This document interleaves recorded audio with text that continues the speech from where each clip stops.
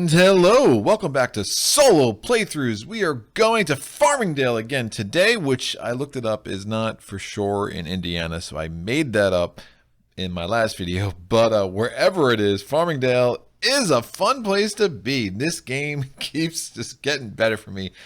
We are doing level 3 today, and yeah, the same happened with level 2. The first few times I played level 3, I just got destroyed. Now I was able to win a couple of games. Bouncing Betty is my superhero, and I love that character, but we'll see if she comes up today. Again, Bouncing Betty, for those who don't know, is an expansion that I would highly recommend getting the expansions. There's a few really strong characters. You got Bouncing Betty, you got May Hauser, you got the Carter, Mr. Big Wheels Carter, you got General Lee. Just a lot of cool content in the first 2 expansions. Haven't messed with the 3rd expansion yet, but I am rambling already, and we are less than a minute into this sucker, so maybe I should start getting on the setup. I did want to say 2 things in my last video that I just want to address. Betty has a ability called Deathless, that when you do a saving roll for her, you get to roll 2 dice and choose the better of the 2 die, so she can stay around a little bit longer. Makes her obviously a lot stronger. And Colonel Kingman, his defensive perimeter, which I annoyingly said parameter like 12 times in that last video, so I apologize for that. A defensive perimeter is actually a lot more flexible and functional than I was playing it in my last video, and we'll see if he comes up today. But make sure you're looking at the rules for those 2 a little closer if you're relying on this video for anything more than just pure unadulterated zombie entertainment. So level 3 is brains, I think that's right, and it adds the whole mechanic of research. So yeah, brains level 3, where you added all the yellow cards. You add not only new event cards, not only new fate cards, not only 5 new characters and 2 new heroic civilians, you also add the research deck. So let's get this set up. So the research deck has 2 kinds of research. You have the late research cards, you have the early research cards.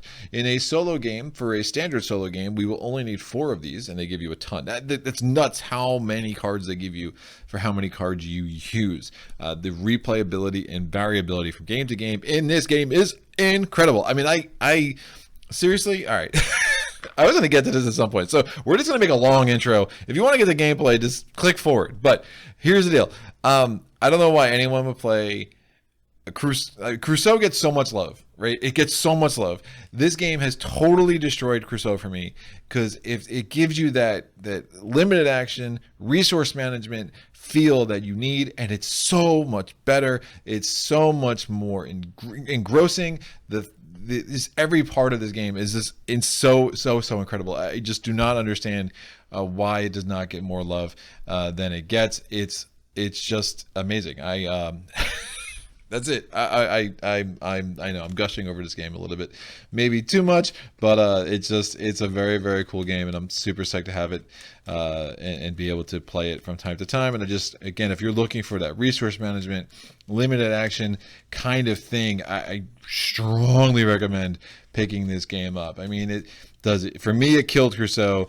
And First Martians. Let's get rid of that as well. And obviously, First Martians had a lot of problems beyond just some of the things I didn't like about the gameplay and how tight it was. But I also, for me, like, Twom even. I mean, this War of Mine is great. I really like it. But just Zeds just does things so much better, and it's such a better package for me, right? The fact is, for me, that I can play this game a million times and feel like there's more I'm discovering. There's new combos. There's more I'm learning. There's new cards I haven't really seen. There's new advantages and little things that you can do to maximize your chance of success. And that roll to resolve, you're rolling so many times that you really see the variance of dice over the course of a game. Where one of my problems with Crusoe is that maybe you roll, if there's 8 rounds, maybe you roll twice a round, maybe, so like when you fail at an action in Crusoe, it's such a huge moment because you don't have that many actions. There's not that many things going on that you can really recover from 4, 5, 6 rolls that go really poorly. In Zeds, I mean, you could roll 20 times poorly, but you have so many actions. There's so much opportunity to kind of bear through those downswings when the luck isn't really going your way, and come back to death swing. So again, I've said a lot. I have a top 10 true solo video that either is going to come out pretty soon after this, and I'm probably going to repeat myself there. But this game is so cool. Anyway, I am done rambling. So what we're going to do now, we're going to take 2 late research cards, which we're just going to pull randomly. So there you have the 5 cards that have that exclamation point in the top left corner, and I'm going to add 2 of these late research cards randomly. So 1 and 2. And then we're going to put the rest of these late research cards off the side. We do not need them. We're going to take these 5 cards. Now these have to do with super weapon components. They have to do with the antidote. So, you know, and we'll kind of talk about those mechanics as we come. Now, one of the things I love about the research deck is that you can literally go an entire game and never use it. However, if you choose to make the research part of your strategy, you can make it a big part of your strategy. And some of that's going to be dependent upon which characters I randomly get, whether research makes sense or or it doesn't make sense. There's also sometimes where it's better to research a little bit and you end up on a card that's really helping you. And you're like, you know what? I'm good. I'm not going to research anymore. That is definitely part of the strategy. The variability, again, just in the research deck. When I first heard the idea of the super weapon, you know, part of me is a little worried that it sounded like it could be a little cheesy. It could be like just make things a little bit, I don't know, like kind of force you to go that research track, but it doesn't. It really doesn't. It's a nice addition to the game. It's more content, more ways that you can experience it. You know, when it makes sense and when it kind of fits into your overall strategy, which again gets me back to what I love about this game, is that the room for player creativity, the room for trying things out from a game to game experience, and writing a narrative that is unlike any other game you've played is so rich in this game, and it's so rare that you get that. For me, I mean, there's only 3 games that I feel like every game is different. Right? It's Mage Knight, it's this, it's Spirit Island. Every game is different. It's very, very cool to get a game that kind of fits into that echelon for me.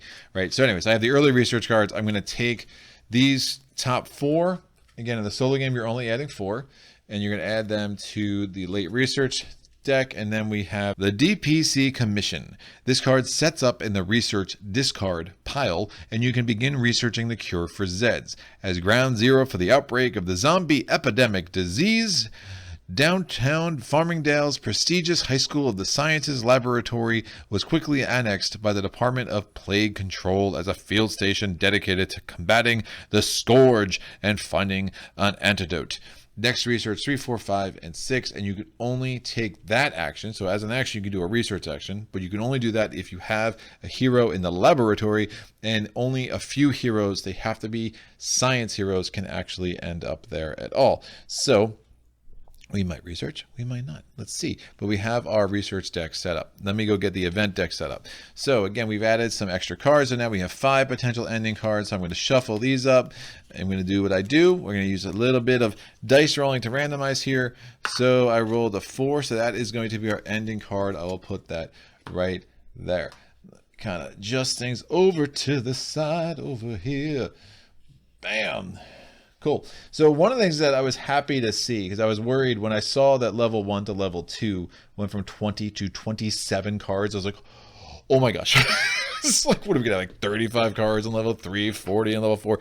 No. It stays at 27 cards. It's nice. It actually, the time of play remains about the same. It's the same number of rounds, and I really appreciate that. All right. So now we have the ending events from the 4th chapter, right? We know it's 4th chapter from the number of stars in the top left corner. So we added one additional one with, again, all the yellow tags in the corner that shows that this is from the chapter 3 content, which we have added in, right? So I'm going to shuffle these in. We're going to keep 2 of them. So since we're keeping 2 of them, I'm going to roll a die, and the one that I roll is the one I'm going to take out. 1, 2, 3, 4, 5, 6, 5, 6. This one is out. Those 2 are going to stay, and then we're going to take the chapter 4 cards. Oop, I had those backwards. Don't do that. All right, cool. So take the chapter 4 cards. Now we need 6 of these. So you see we added 3 from level 3 yellows in there, and we're going to shuffle these. I'm sorry, did I say 6 of these? No, we need 3 of these. It's like 6, it's just 3. So we're going to take 3 of these, and we're going to put these on top of the special event cards. I'm going to take the rest out, and we're going to shuffle these up. So now we have the bottom 6 cards of our deck. I'm going to randomize these a bit. That should be good. Put those, I'm going to throw that on top. Put that on top of the ending event card. Great. Now we have 4 special events from chapter 3. So we added 2 of the yellows. So we're going to shuffle these up, and we're going to roll, and we're going to get 2 of these. So that rolls, I rolled a 3, and now 1, 2, 3, 4, 5, 6. I rolled, it's another 3. So that will go there. I'm going to now shuffle the chapter 3 cards. I need 6 of these, is what I meant to say before, or why I said 6 before when I was talking about the chapter 4 cards, which you only need 3 of. So we're going to get 6 of these, top 6 coming off. There's 3, there's 6. We're going to put them with the 2 special events. So now we have 8 total for chapter 3. So shuffle these up. And what we're going to do is we're going to take the bottom 3 of these. We're going to put them on top of the part of the event deck that we have already constituted, right? So we're going to put these 3 here. So that means there's 9 cards there. Ending event, 5 chapter 4 cards, 3 chapter 3 cards. We're putting the National Guard card, bam, on top of that. And then these 5 cards go on top of that. Cool. Now in chapter 2, the way you built the deck is that you had 1 special event for chapter 2, and you had 8 chapter 2 regular event cards. So now you're going to take only 7 of the regular cards, and we're taking 2 of the special events, just like chapter 4. So I'm going to roll to take 1 out, 6, that one's out, these 2 stay in, and now we're going to take 7 of these. So that keeps us at the same number of rounds. So instead of the breakdown for chapter 2 being 2 and 1 special event and 8 regular events, now it's 2 special events and 7 regular events, and I think I said that right. So if I didn't, I will put a comment on the video. So if I didn't put a comment, go me. All right, we're going to put 7 of these cards, 3, 6, and 7. That will go there. These are going to shuffle up. And now, after that, we will have an absurd number of our Chapter 1 cards, of which we only need 3. The variability of the first 3 rounds of this game is crazy. Sometimes it's amazing. Sometimes it's really awful. But they always set the stage for the rest of the game. So these 9 cards go there. We're taking these 3. This deck. We're going to shuffle. We're going to get 3 of these. And 1, 2, and 3. And I'm going to count it, make sure there are 27 cards here. Otherwise, we're in trouble, kids. 1, 2, 3, 4, 5, 6, 7, 8, 9, 10, 11, 12, 13, 14, 15, 16, 17, 18, 19, 20, 3, 4, 5, 6, and 27. Look at me. Ah, man, proud. That's it. Thank you for joining Solo Playthroughs. Come back next week and we'll actually play the game. So look, I'm going to shuffle up the fate cards. Chapter 3, the level 3 cards are interesting. We have a new Raiders unit. We have a new disease spreader. We have a whole bunch of things added to the game, and it's all good fun and games, kids. So yeah, every game feels totally different than the last, and it's really cool. So here are our fate cards. Last game I played of this, I literally had all 9 Super Zeds on the board, right? Just to give you an idea of the level of chaos that can ensue in this game right now. So look, I'm going to put the Equip Refugees token over there. We have the 1 player action token for a solo game. That means we have 1 action in addition to our event actions every round. We have all our markers in place. I have all the super weapon components here just in case. Actually, I'll put these up here. Why not? More thematic. We're good. All right, we have, and there's super weapon components plus a super weapon itself. If we get any of that, they will go here. And then there's an antidote token, which I have never gotten the antidote, kids. Maybe today will be the first. So we have our Defiant Villagers, which go out. Remember, Defiant Villagers are Defiant Villagers until they become escaping refugees. Maybe, and then they could become refugees in the cemetery because we'll equip them as civilians. Maybe. We shall see. I'll put these Defiant markers out. This will be for the civilians. Remember, the civilians refuse to leave their village until a Zeds enters. And then they're like, oh, maybe that was a bad idea. And then they get out of Dodge. So there are 7 of these. They're supposed to be randomly placed. Put them in numerical order. So we have our 4 2s, our 2 3s, and our 4. Obviously, you want to make sure the 4 gets on the board, or you can't make sure of anything. You got to hope the 4 gets on the board. So I rolled a 6. So we get this. I rolled an 8-sided die there. Now I'm going to roll a 6-sided die. For the remaining 6, I rolled a 3. So that's a level 2 civilian. I rolled a 3. That's a level 2 civilian. I rolled a 4. There we go. Oh, the mountain track is safe. We have the mighty 4 on there. I rolled a 3, 4. And now we have a 1, 2, 3, 4, 5, 6. Get me high. Oh, yeah. Cool. So one of the level 2 civilians is out. And that makes me happy. We're going to get a regular Zed at the start space of every track. And so we have a level 5 Zed. We have a level 5 Zed. Deja vu. We have a level... Oh!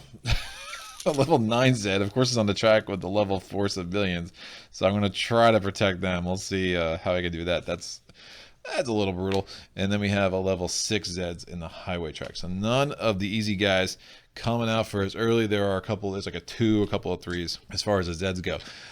We need to get our heroes.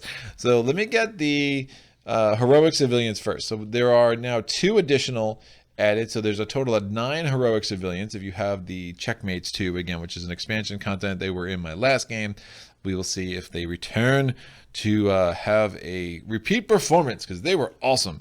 So I'm going to roll a D10. I rolled a 0.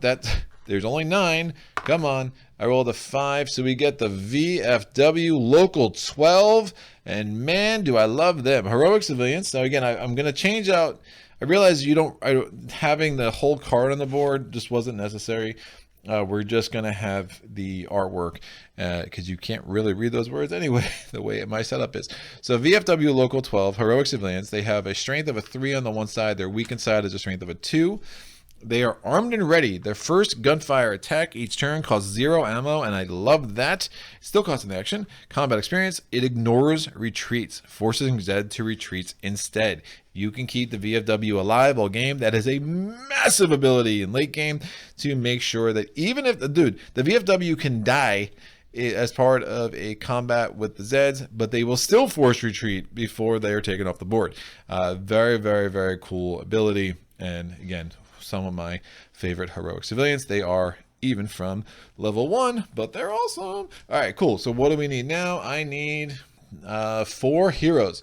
Now I'm going to just state they are in no particular order. I just put them out with all their tokens out so that'd be easier for setup. We have El Toro Loco at number 1, Pickles is number 2, Rusty Staub number 3, Big Will's Carter, General Lee, Captain Piazza, Mr. Johnson, Professor G, Special Agent Wright, Sheriff Hunt, Mayor Hernandez, Alyssa Darling, Doc Seaver, Colonel Kingman, Mrs. May Hauser, Deputy Schmidt, and Bouncing Betty. I'm rolling a D20.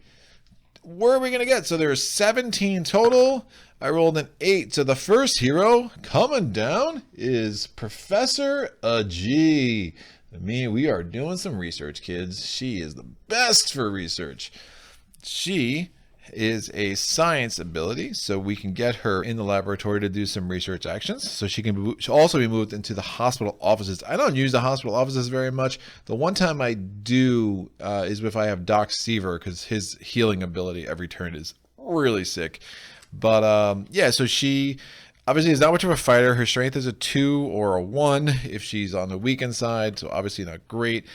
She receives +1 to her research die rolls, right? She can also make sure you get a 4th super weapon component. Now, a lot of the super weapon components, I mean, I only want 1 or 2 usually anyway, but you could get all 4 if you have Professor G. But that +1 to her research die rolls does really increase the percentage of times that she's successful in research actions, and that's very nice over the course of a game if you're trying to go down the research track. Mother of Invention, once per action phase, she can spend her Mother of Invention action to gain an additional event action. So these are the event actions, but to do that, you have to increase the infection level by 3. So not always the greatest idea. I have actually never used it. I've been tempted to a few times, but normally I'm trying to balance that infection level really low. It could come in handy if you were about to do a couple of heals Hey, bam, pump that up, get an extra event action, and then you could actually reduce it back down. Would be a nice little combo that you could pull off. When she's in the hospital staff office, every heal action does -2 to the infection level. And if the super weapon is discovered, so you don't need all 4 components. The first time you get a component, the super weapon is considered discovered. At that point, you could use Professor G to restore chaos. Obviously, she would have to be in a location that has a chaos token at the end of a round, and if she was, then you would get -2 to the infection level instead of the usual +1 to the infection level. Again, it's kind of hard to pull it off. That'd be something late game where if you're not researching anymore, great, you can get her out and maybe get her to a place where there's not any Zeds, because obviously she would be useless in a fight against Zeds, but as a place that you might be able to use her to go restore some order and reduce that infection level a fair amount, which is nice. Cool, done. So now we are 16 left. I'm rolling. I rolled a 2. Who do we get? Pickles. Oh, I better get a fighter, man, because now I got 2 non-fighters. Pickles is pretty cool, though. I definitely won a game at level 2 on my own as a tune-up before I started learning level 3, where Pickles was a superhero. So he's a scavenger. He rolls 2 dice when conducting a forage action. He can forage in Zed's controlled spaces, but only rolls 1 die. But wait, how can he be in a Zed's controlled space? That doesn't make any sense. Yeah, well, he doesn't restore order. He doesn't build barricades. He can't use vehicles. But he's also not stopped by chaos. And remember, if there's a chaos marker on the board and Pickles is there, I mean, that's still Zed's controlled because of the chaos marker. So he'd be able to forage there, but since he can't ever restore that order, he'd be stuck, in a Zed's controlled space as I throw the chaos markers all over the table, making chaos. All right, cool. But how can he be there with a unit? Well, if there is a unit on the board and we have Pickles there, whoever enters each other's space, Pickles will roll. As long as he doesn't roll a 1, his stealth ability triggers. And then he basically can coexist in a Zed's control space. So, normal stacking limits would apply. So there could only be 2 Zeds unit, and you would just have Pickles just chilling. Right now, why would you want Pickles in a place where there is a Zeds unit? Well, he has a noisy bark. Of course he does. Look at that guy. So when a Zeds or Raiders unit attempts to leave a space shared with Pickles, you roll a die. If you roll a 4, 5, or 6, the noisy bark cancels that move. That can really come in handy if you get a very hot series of rolls, especially. So again, one of the things I like to do with Pickles, get him up to the Lucky Strike mine early. That double foraging ability is really nice, and to get 2 dice for a foraging ability is really nice. And then you can hopefully control the mountain track a little bit just by between Pickles and a level 4. I might be able to do some things. And obviously, I still have that level 9 sucker there, but maybe some gunfire attacks from my civilians will weaken him a bit, and we can do some things. All right, so if I get the horse now, I'm just gonna cry. So I really need an armor guy. Like I want either Piazza or I want Johnson, Rusty. I need someone that can do some fighting or give me Bouncing Betty herself. So I have 15 units left. I rolled an 11. Who's 11? 1, 2, 3, 4, 5, 6. Listen to Greg count. 7, 8, 9, 10. Oh, really? Doc Seaver. Here we go, Doc. Man, we are just all about the science right now. Woo, this is going to be an interesting one. All right. I'm having trouble. All right, Doc. Doc goes in the middle. So Doc Seaver also has science. You can only have 1 person in the laboratory at a time, but his healing ability could come in fairly strong. So we will probably have him in the hospital office a bit earlier if we're not doing research with him. So he, again, is not much of a fighter. He only has a level 3. He can be moved into the hospital staff office or the laboratory space, as we knew. So medical, once per action phase, while in a hospital staff office, and there are 2 offices right there, Seaver may spend his medical action marker to perform 1 heal action to any unit in the hospital, and we have this marker there. He also has first aid. Once per action phase, he can spend this marker to perform a 1 heal action on any unit on an adjacent on his space or an adjacent space, including himself. He can heal a unit in the hospital in this manner if he's in a hospital office space or town center, but again, it still would cost a supply to do it. So again, it's not, medical is so much stronger than first aid because again, your supplies are super limited. So last, we get one more hero, and man, we need a fighter more now than ever. So we have 14 left. Rolling my d20, I rolled an 11. 1, 2, 3, 6, 7, 8, 9, 10, and 11. Colonel Kingman to the rescue. I will take it. Get that stronghold on the board. Maybe lock down. Again, it's my favorite thing to use Kingman for is to try to lock down the highway track. I just find it the most useful place to lock down. It's harder to do in the other tracks for different reasons. Because in part of what the problem is, at least again in the content so far, there's always a chance that you can get 2 units dropping at the St. Thomas. There's a chance you get a unit dropping in to the campground. There's a chance that you get a unit. We got so much going on the suburbs track. The bridge could collapse. I like just planting Kingman there with the mine and the strong point, and I just find it really helpful. So yeah, we're gonna definitely need to make use of the VFW and their gunfire attack that doesn't cost ammo. We're gonna try to use pickles to lock down the mountain track. We'll try to get Kingman over here, but we're gonna have our work cut out for ourselves. But we'll see what happens with this research with Professor G doing the work. Let's set up our initial resources and ammo. I rolled a 9, which means we have 9 resources, but only 2 ammo. Not great, but again, we don't have a lot of units that are using ammo anyway, and the VFW, their first gunfire attack, costs 0 anyway. So, you know, that could be fine. I think we're done, right? Yes. Let's go to the first event, the first of 27 cards coming off. What do we have? We have Wandering Zeds. Great, so the 4R phase, Raiders, Rangers, Refugees, Rescuers, none apply. Infection level, we would have to roll if it was more than 2, or 2 or more, but we don't have to roll. Eat, 0. Zeds, at the beginning of this phase, make a fate draw. So we're getting our first fate card early. Please be good. Bam. Where most Zeds units play this card. All right, so this is fine. We're going with another plan. But first, before we go to the plot twist, we're going to do what we're supposed to be doing. So where are most Zeds units? This says make a fate draw. Select any civilian or hero unit on the fated track, but not in town center, and immediately suffers a hand-to-hand combat on the equal to column.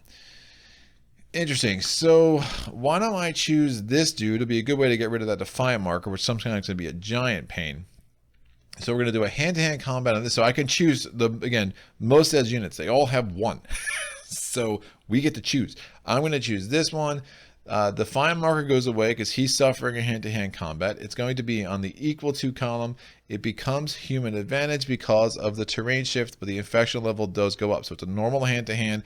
Only thing that's happening, though, is obviously there's no Zeds unit. Only thing that's happening is this civilian unit is getting attacked by some Wandering Zeds, and is going to suffer some damage, most likely, unless I roll really well. So we're going to roll. I rolled a 7, so that is 1 damage to our civilians, and that could have been worse. Good. So now we're going to carry out the rest of the Zeds phase of the Wandering Zeds cards. We're going to activate the 3 tracks in order. We're activating the highway track, we're activating the suburbs track, we're activating the forest track, and we're done. We go to the action phase. We get 1 event action because of the card.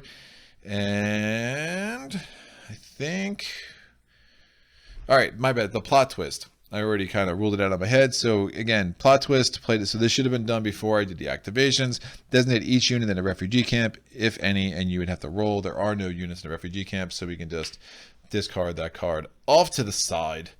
I'm going to rearrange our heroes a little bit. Cool, so I don't have many actions this turn. I'm going to use this player action to move Pickles to the Lucky Strike mine, because I'm going to want to get some ammo. I definitely want to use some ammo with these guys to try to knock down those level 9 Zeds. So Pickles has a ability to move 6, so I'm going to move him all the way to the Lucky Strike mine, which is good. I'm going to try to get the VFW in place where they can start doing some attacks. Man, I want to get Kingman out. Yeah, this is a weak card because there's just so few actions. Maybe I get Kingman in location. Oh, I never put Kingman on the board. Ah, Kingman's like, dude, where? I want to get me with my command post. Ah, yeah, that's just a bad card. Man, I could do this. That wouldn't be insane. Would it be insane? I don't know.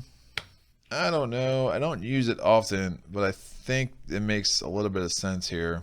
Yeah, let me not move Pickles. That would make a little bit more sense. And I'll just move Kingman once and twice, get him in position. Maybe a defensive perimeter would be effective right off the bat.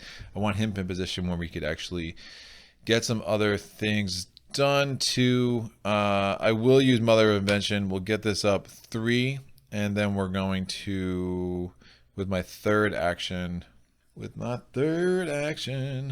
going to spend, because I use this action and this action to move him there. I'm getting a third action from Professor G's ability, Mother of Invention.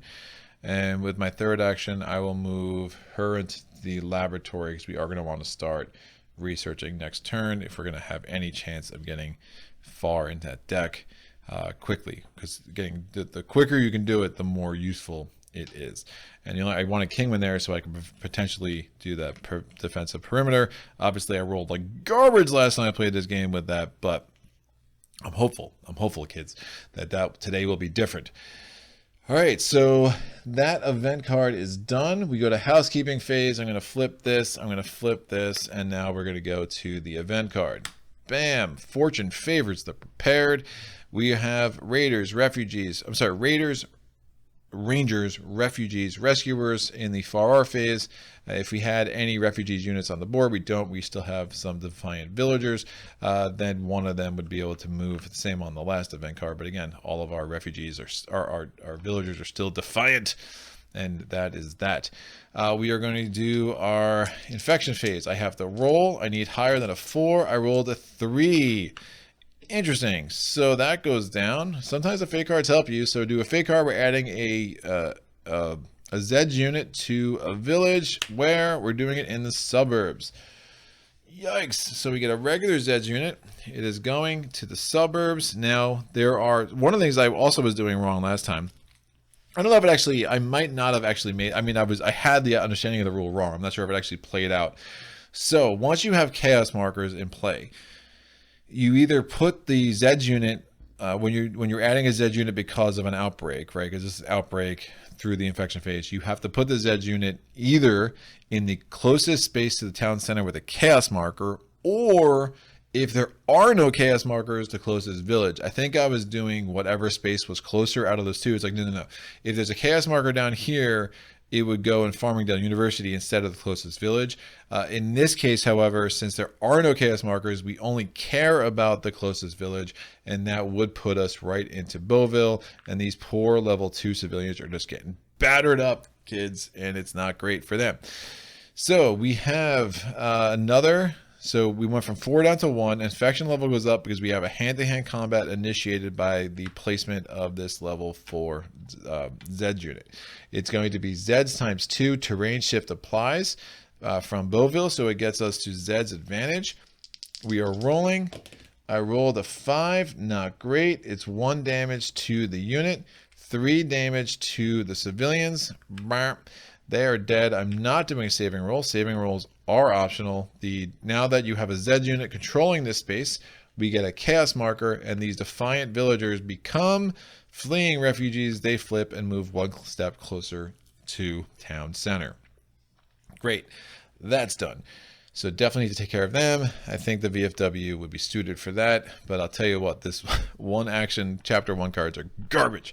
We're going to eat 1, so we're going to go from 9 supplies now to 8 supplies, and then we do the Zeds phase. Now the Zeds phase says we are going to activate the highway track. Kingman, defensive ability, please come in for me. Number 6. Ooh, defensive perimeter, paying dividends right off the bat. Cool. One other, I'm going to, man, this is just rough.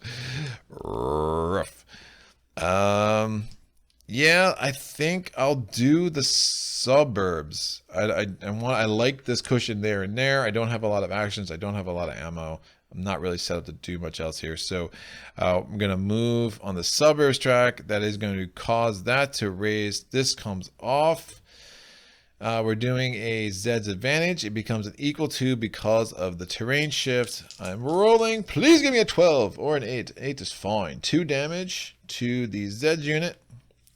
1 damage to that unit. Now, I like, you know, every time I can do a combat and get my terrain shift, there's so many of the events that negate terrain shifts that I really liked the opportunity to take care of that there. And it's really nice that I only did 1 damage because now I still have the stronger side and maybe we can weaken this guy pretty quick. All right. So what are we doing now? We are going to the action phase. At the beginning of this phase, each hero and heroic civilians unit in a namespace may conduct 1 free forage action. All right, cool. So we have Professor G is, well, we'll just go in order of the cards here. So Professor G is in the laboratory. She's going to do a forage action. She rolls. It's a 2 garbage. Pickles is in town center. He rolls 2 because he's Pickles. We take the best one. I got a 6. I will take an ammo. Doc Seaver's in a namespace, so he's going to roll. He rolls a 6. I will take an ammo. Colonel Kingman is not in a namespace. The VFW Local 12 is in a namespace. They're going to roll. They get a 1 garbage. I think I might use this. So the plot twist for this fate card, which again I didn't get to, it's a hold for later card, so I can use it whenever I want. During the action phase, I get +2 event actions. I think I use that now. Just try to get more set up because I just not have people where I want them. So I will pull this in and get 2 more actions. And again, there's arguments to hold on to some of these things. I have found that early on, playing a fate card early is often the best thing that you can do, right? So let me do this. I'm going to do a research action with that player action. That gives me 3 actions left. So I'm rolling. I rolled a 6, so +1 because of a G, because I'm researching with a G. She's in the laboratory, so I got a 7. Totally a waste. What a waste of a 6. So we get early research. We're going to flip this over. Turn down the loud music. It says immediately retreat the Zeds unit in any 1 space. Wow. That is interesting. Where do I want to retreat you to? I will retreat this Zeds unit and try to control the forest track a little bit more because again I only have a 2 there. I have a plan for this track. I'm gonna get the VFW out there. This track's a little scarier. All right, so perhaps the Zeds have more brains than we thought. Apparently greatly amplified punk metal music shook their bodies so much they retreated away from a nearby fundraising concert. Scientists are now curiously looking into sound weapons. Why? I think I'm supposed to be furiously, but curiously will work as well. But yeah, why is there a concert when there's a Zeds apocalypse? Whatever, that's fine. So that was done. We're going to spend this event action to move the VFW 3 spaces. We're going to spend this event action to have them fire with a gunfire attack of a 3. Again, this doesn't cost any ammo. They rolled a 7. That 1 scared me for a second. That's another damage. I have 1 more action. I could use Mother of Invention, which I don't use it often, but these are dire times, kids. So getting Pickles to Lucky Strike Mine, considering I don't have a lot of weapon or gun using, but again, I'm debating whether Lucky Strike Mine makes a lot of sense and how many actions I'm actually going to have to even forage here. Let me set up the Colonel a little bit better. So I'm going to spend this action and 3 resources, goes from 8 to 5, put the strong point. And I am going to do Mother Invention 1 more time. So raising up to 3. And we're going to do 2 resources and a bullet. And we're going to put the mine in place as well. And now I just don't need to worry about that. It's just one less thing to consider as I kind of think through the rest of my strategy and just know where my actions are at, right? So that's a lot. I probably won't be doing this Mother Invention much more. But again, sometimes you get the right fate card draw. Sometimes pushing this up isn't that bad. It's usually worth the price of admission of 1 Zed unit. I mean, if it's a good card. If it's a bad card, not so much. All right. What am I doing? I'm doing my housekeeping, so I'm going to reset that. We're going to reset this. We're going to move this Hida. So one of the things I'm looking at, if I can restore order in Beauville, that'd be good. Nah, I guess it doesn't matter. So I was thinking if I can get this chaos marker, maybe we wouldn't have more Zed units going there. But until I get another chaos marker on this path, placing a Zed unit is going to happen in Beauville, whether it's most chaos or closest town, right? So, or closest chaos or closest town. So anyway, I digress. Let us go to round 3. Event card. Well-armed civilians. That's what I like to see. We're going to get that thing there. Cool. Raiders, Rangers, Refugees, Rescuers. The Refugees would move if that was a 1 or more, but it is not. So these refugees, unfortunately, are stuck there, but at least they have the VFW Local 12, keeping them company. All right, we are going to do the infection phase. No, so we don't have to roll. Eat, we lose a supply. One of the reasons I wanted to use those supplies with Kingman, make sure I had them when I wanted them for that. That is fine. Somehow I have more bullets than I have supplies at this point. And now we do the Zeds phase. Activating the forest track. Glad they were pushed back a little bit. Activating the mountain track. Cool. Event actions. At the beginning of this phase, place the well-armed civilians marker on any regular civilians unit in play. Till it ends up in the cemetery, that unit receives +1 shift in all hand-to-hand and gunfire attacks. I'm going to put this on our level 4 civilians there, and that could come in very handy as I try to cut that level 9 Zed unit down to size. So I get 2 event actions. Am I doing Mother of Invention again? I don't think I am. That would be bananas. So what am I going to do? I'm going to use this action and an ammo, doing a level 5 gunfire attack with our level 4 civilians that are now well armed. Come on, give me a good roll. I rolled a 7. That's 2 damage. I'm really trying to split. Yeah, an 8 or 9 would have been a little bit better. I'm really trying to flip that level 9. It's just more than I want to take on at this point. So I'm going to spend another event action. As soon as my player action, I spend an event action and 1 ammo. So I have 1 ammo left. So getting pickles to the Lucky Strike Mine is probably useful. I'm going to level 5 attack. I rolled a 5. That's 2 damage. The level 9 flips. Makes me feel a little bit better. And that gets 1 wound on the weaker side. I'm going to... Do I want to research? I'm going to do a level 3 gunfire attack at the BFW because it doesn't take any ammo. I rolled an 11. That's what I'm talking about. That's 2 damage. So these guys flip. Ding and ding. All right, so some really good things there. And now we are... Yeah, Mother Invention just to do a research. It's probably not a good trade. I mean, the research I'm going to need to roll. So again, to successfully research, I need a 5 or a 6. With Professor G doing the rolling, I would need a 4, 5, or a 6. So I have a 50% shot. So adding 3 infection for a 50% shot probably isn't a good trade-off there. So I'm going to let the round end. We're going to do housekeeping. This 3 gunfire attacks. Feel good about what happened there. It was pretty useful, I think, the way those last 2 rounds played out. All right, so we go to the event card. What is it? Flaming Zeds. Interesting. Oh, it's bad. Yeah, it's not great. That's a mess over here, but that's fine. So Raiders, Rangers, Refugees. Refugees 1, so this is going to move. Rescuers. So we are going to go to the infection phase. It says no, eat, no. Zeds. During this phase, each Zeds unit or Zeds mob that enters or leaves a chaos space receives +2 terrain shift on its hand-to-hand attacks. Each Zed unit that enters or leaves a chaos space also suffers 1 hit after its move, but the hit is applied after combat. So this guy's pretty much going to die because he's guaranteed a hit. He's also going to be guaranteed to retreat. I mean, the good thing is if the VFW local gets hurt, I can move them into the hospital, and I have some options there. Again, we're dealing with a limited action economy that's making me a little nervous here. Getting pickles to Lucky Strike Mine is probably something I want to do. Man, oh wow, that worked out well. I'm glad I weakened this guy because we're activating both of these tracks. So that's rough. All right, so he's going to suffer 1 hit. So I'm going to put a reminder token on him to remember about that. Actually, put a reminder token there. That's probably better.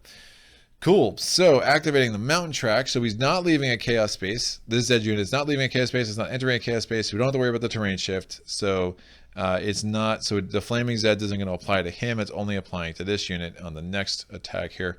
So this unit enters. It causes an affection increase because we're doing hand-to-hand combat. It's a level 4 Zeds. It's a level 4 player unit. It becomes human advantage because of the well-armed civilian marker. Did I put the wrong? Yeah, I put the civilian leader marker. Sorry, it's functionally the same, but you know, whatever. Defiant marker does come off. So it becomes human advantage because of the well-armed civilian marker, and then the terrain shift makes it a human ×2. Give it to, oh okay, 2 damage. So I rolled a 4. That's 2 damage to the Zed unit. Zed unit is dead. 2 damage to my awesome civilian unit. I'm going to try to get them home. It's going to take a while though, because obviously civilians only move at a space of 2 spaces per. But if I can get them back to the hospital and start healing them up, that's probably smart. The mountain track will be good for a little bit. Obviously those defiant villagers are kind of stuck. This is where if you have General Lee, well, I guess General Lee can only take heroes. I don't know. They're just stuck. We're good. I mean, I could just let him die and hope I win the saving roll, but that seems a little bit risky as well. I digress, and now we're going to activate the suburbs track. So this guy comes in. It would be human ×3. However, because he came out of a chaos marker space, it becomes human advantage. Hopefully I roll more than a 4. Oh, this goes up again. Hopefully I roll more than a 4. Oh, 12 will do. 4 damage, total overkill. This dude is dead. And now this guy comes in. So this whole effect is pretty much done because this unit is not entering or leaving a chaos marker anyway. So it's going to move in here. This goes up one more time. So we're at a 9. It's going to be a Zed's advantage becomes equal to because of the terrain shift. And maybe I can roll another 12. I rolled a 9. That's fine. I'll take it. So 2 damage to the Zed unit. They back up with 1 on them and 1 damage to the civilians. So now they are on the wounded side. All right, not bad. We go to the event actions. We have 2 and we have the player action. What do I want to do? All right, let's get a research done. So we're going to do a research. I want a 4, 5, or a 6. I rolled a 4. Thank you, Professor G. That's nice. Again, it's 5 or 6, but she gets +1, so we're good. Look, a distraction. While this is the current research card, your regular civilians units can suffer 1 hit and then retreat if they survive to prevent adjacent Zeds units from advancing. This cannot be used to prevent the placement of new Zeds units. Curious, stupid onlookers playing versions of childhood games such as Tag, Red Rover, and Keep Away were found to attract the attention of the Zeds for short durations. Of course, the stalling of a group of Zeds by fools playing with danger rarely ended well, usually in a panic. Interesting. So we have some options now with this. Now we could keep this out the rest of the game and always have that ability. Obviously, giving out wounds like candy to your civilians isn't always the greatest idea, especially when we only have 2 supplies left for the rest of the game. However, the next research action if we want to get rid of that is just going to be a 3, 4, 5, or 6. And once we get through these next 2 early research cards, then we'll be in late research, which would mean that we can again start getting some weapon components or maybe even get the antidote. So let's see how we want to do that. All right, so researching is done. We have 2 more event actions. Now you can only successfully research once a round. So it's not like I just research. So we did our successful research this round. We're going to spend this event action. I'm going to move Pickles into the Lucky Strike mine after all, right? Because it's pretty clear. And every time I have an extra action, I know what I'll be doing. I'll be foraging and hopefully getting some ammo back. The BFW is super strong. I have no one up there helping. I mean, the Forest Track guys are just... I definitely need another hero and hopefully a combat-oriented one so I can really start helping out the Forest Track. But for now, it looks good. Obviously, I'm 1 fake card away from getting a mob in St. Thomas, and that ain't good. 1 extra action. I think I moved the level 4 guys back. I just can't risk. They're so strong, especially since I gave them that terrain bump. going to, or that's not even a terrain bump. That's just a super bump that he always has. So let me do that. I'm going to spend this event action, and we're going to start moving these guys slowly but surely into town center, get them in the hospital bed, and then we can start healing them. I'm probably going to want to get this guy in position to start healing anyway, because it's not too long before someone dies, and I'm going to do a saving roll. Right. So we are now done with that. We're going to do housekeeping. I could move them in there to restore order. I don't know if that makes too much sense. Nah, it's fine. I'm not that worried about it. Plus, it would make that even closer. Cool. We're done with that. Let us go to the next event. What is it? There's no time for that. All right, raiders, rangers, refugees. Refugees is a 0, so these guys don't move. And rescuers. We're rolling. I need higher than a 9. I rolled a 3. The 9 goes down to 6. We do a fate draw. We're putting a new Zeds unit where? Putting a new Zeds unit in player's choice. So, well, interesting. So my options aren't great. So player's choice. So new Zeds unit. I'm either putting a unit in St. Thomas. I'm putting a Zeds unit in Lefty's Pass. Which I don't love. I'm putting a unit in Ingeborg, but again, defensive perimeter would trigger. Maybe I can knock those guys back, or I can put a unit in Beauville, which is the closest chaos base, which I don't love that either, although my VFW has some firepower. Where am I activating? Few as Zeds, so I'll be activating the mountain track. All right, let's put them in Beauville, and the VFW can start taking advantage of their gunfire. Hopefully it's not a super strong one. What do we get? It is a 6er. All right, that's fine. That's fine. So now we have the plot twist. So player's choice. We already read that. So the plot twist. Place the raiders. Bubba's band. Come on down, Bubba's band. So we've already seen the raiders. Now we have the Bubba's band. So Bubba's band. I'm going to take this card out because we don't nearly need it anymore. They come in, they are just like the raiders that we've come to know and love, but in addition, they have the ability that they get +1 in all of their hand-to-hand combat, but similar mechanic. They're going to start at the start space of a track. They're going to keep moving. They do restore order. They fight everything in their way, except for the refugees, and they... when they get to town center, you will take some damage. What is it? If they get to town center, they steal supplies and ammo like the other raiders, but they also inflict 1 hit on each unit in town center and each unit in any town space. So they're pretty nasty. Usually they will die on the way, although we got them a little bit early this time. So they're going to go on the start space, the above ground track with the fewest Zeds units, which is the mountain track. That's where they'll go, which is perfect because we'll be activating that track twice. And they will activate against once every 4R phase. Cool. Done. So that fate card goes there. Definitely have a few strong fate cards that I'm going to want to get as this game continues to move forward. But we're good for now.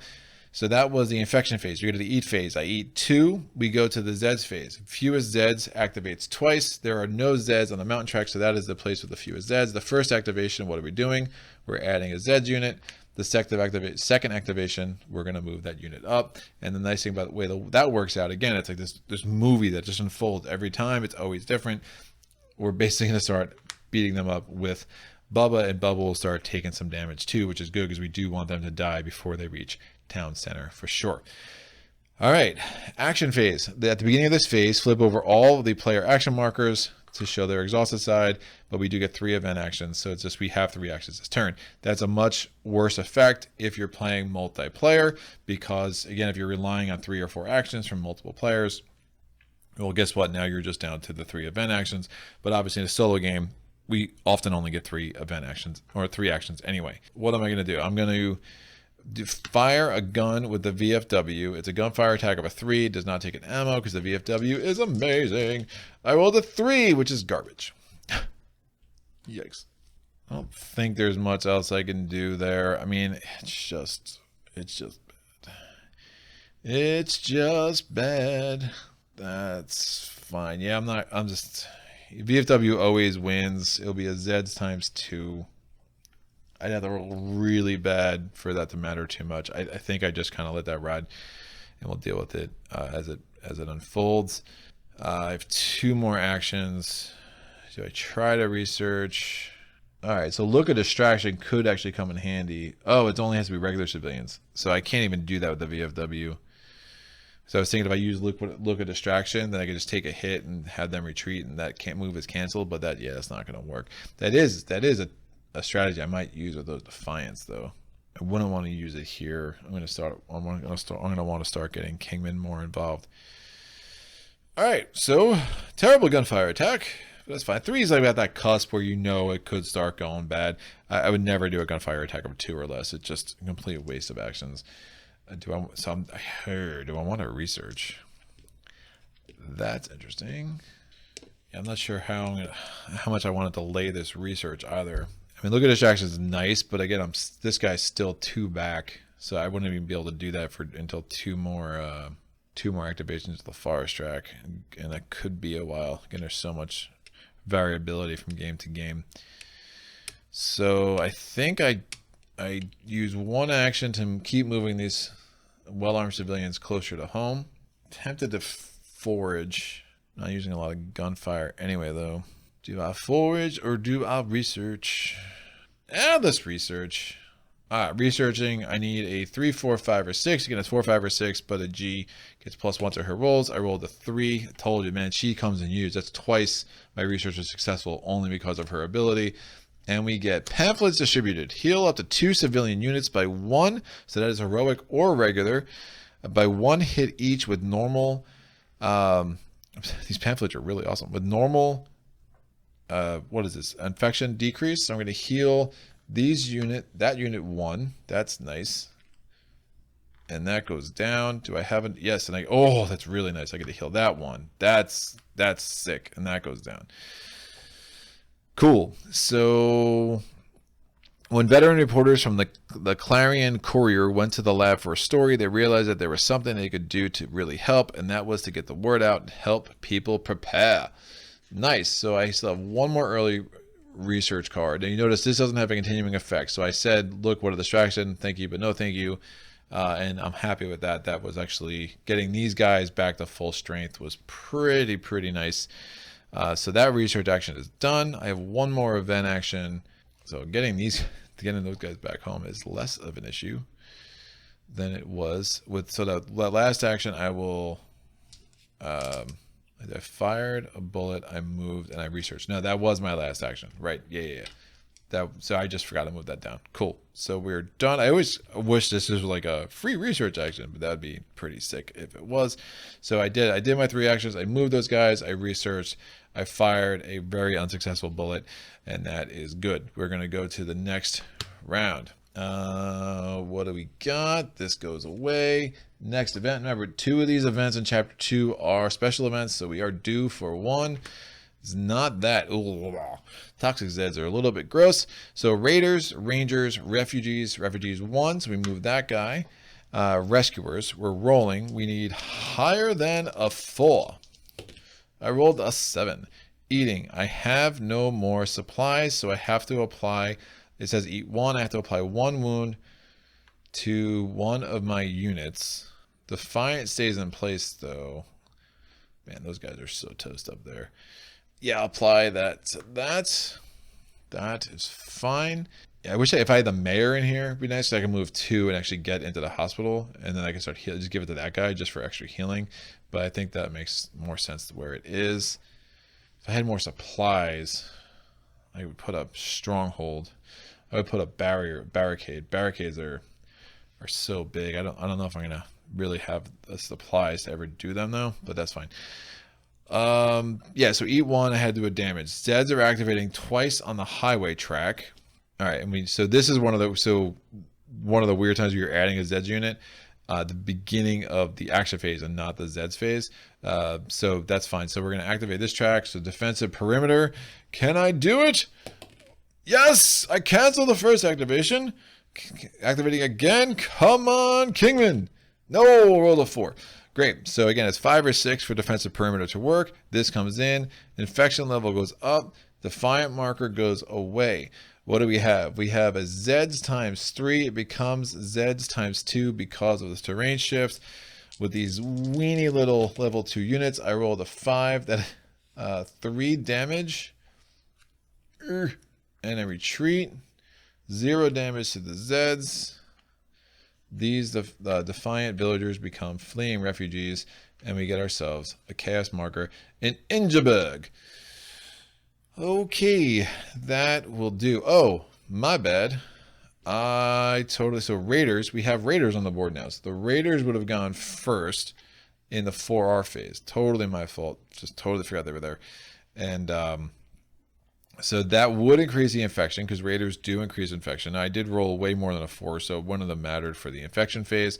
That is human advantage. It becomes human times 2 because Bubba's bands are super strong, so they get the shift whatever's to their advantage. So if they're fighting you, they get a shift toward the Zeb side. If they're fighting the Zeds, they get a shift toward the human side. So it's human times 2. I rolled a 7. That's 3 damage to this Zed unit. It retreats, always retreats towards start space, and 1 damage to Bubba, which I don't mind at all. Cool. So, okay, so remembered that. That's fine. And now we're going to move on. So we go to the action phase. We get 2 event actions. At the beginning of this phase, place a new Zeds unit on the highway track. Place a toxic marker on the strongest regular Zeds unit in play. Every time you do a hand-to-hand with that unit, it is +3. Oh, all right. The strongest Zeds unit in play is the one I just placed. These toxic Zeds, it is a level 9 unit, so we've killed them once. They are back. Why can't I do that with the level 2s? Never mind. We'll just deal with the level 9s again. And now every time we do hand-to-hand with them, it is +3 to the infection level as opposed to the normal +1. Not good. Let's do our event actions. And I think we're a bit committed to this research track at this point, right? We have one more early research. We want to get to the super benefits of the super weapon, right? So I'm going to use this player action with the VFW, make sure I take advantage of their free ammo. Gunfire attack, I rolled a 10, that will do. So that's 2 damage on these guys. I have 2 more actions. Man, I need like a supply storage or something. The hits I'm going to have to be giving to my units because I don't have supplies. That's going to definitely start to add up here. I'm going to do research with Professor G. I need a 4, 5, or 6. A 6. She's on fire, folks. Early research card. Confident scientist. Remove 1 chaos marker for free with no, what is it, infection increase. Well, I'll remove this marker. That marker is a lost cause. But I'll remove this marker. So I can remove it even if there's a Zed unit there. And remember, it only be, well, it's still Zeds controlled. It doesn't matter. They're all going to stay. Yeah, I can't. Because, yeah, they're all going to come back because every place where I have a chaos marker, there's a Zed unit. Which is why it has a chaos marker in the first place. That's fine. Often, morale is more important than the physical. And when the respected minds of the science at Farmingdale extolled... What? Often. Morale is more important than the physical, and when the respected minds of the science at Farmingdale extolled calm, much to the local law enforcement surprise, it worked. I don't understand. I'm confused thematically what the heck happened there, but that's fine. So done. So the next research we do is late research. We can start getting the super weapon or the antidote. Either way, that's cool. Now again, there's 4 super weapon component cards in there. There's 1 antidote and then 2 random things. Some aren't great, but some are very good. I think I haven't done a ton of the late research, but early experiences were fun.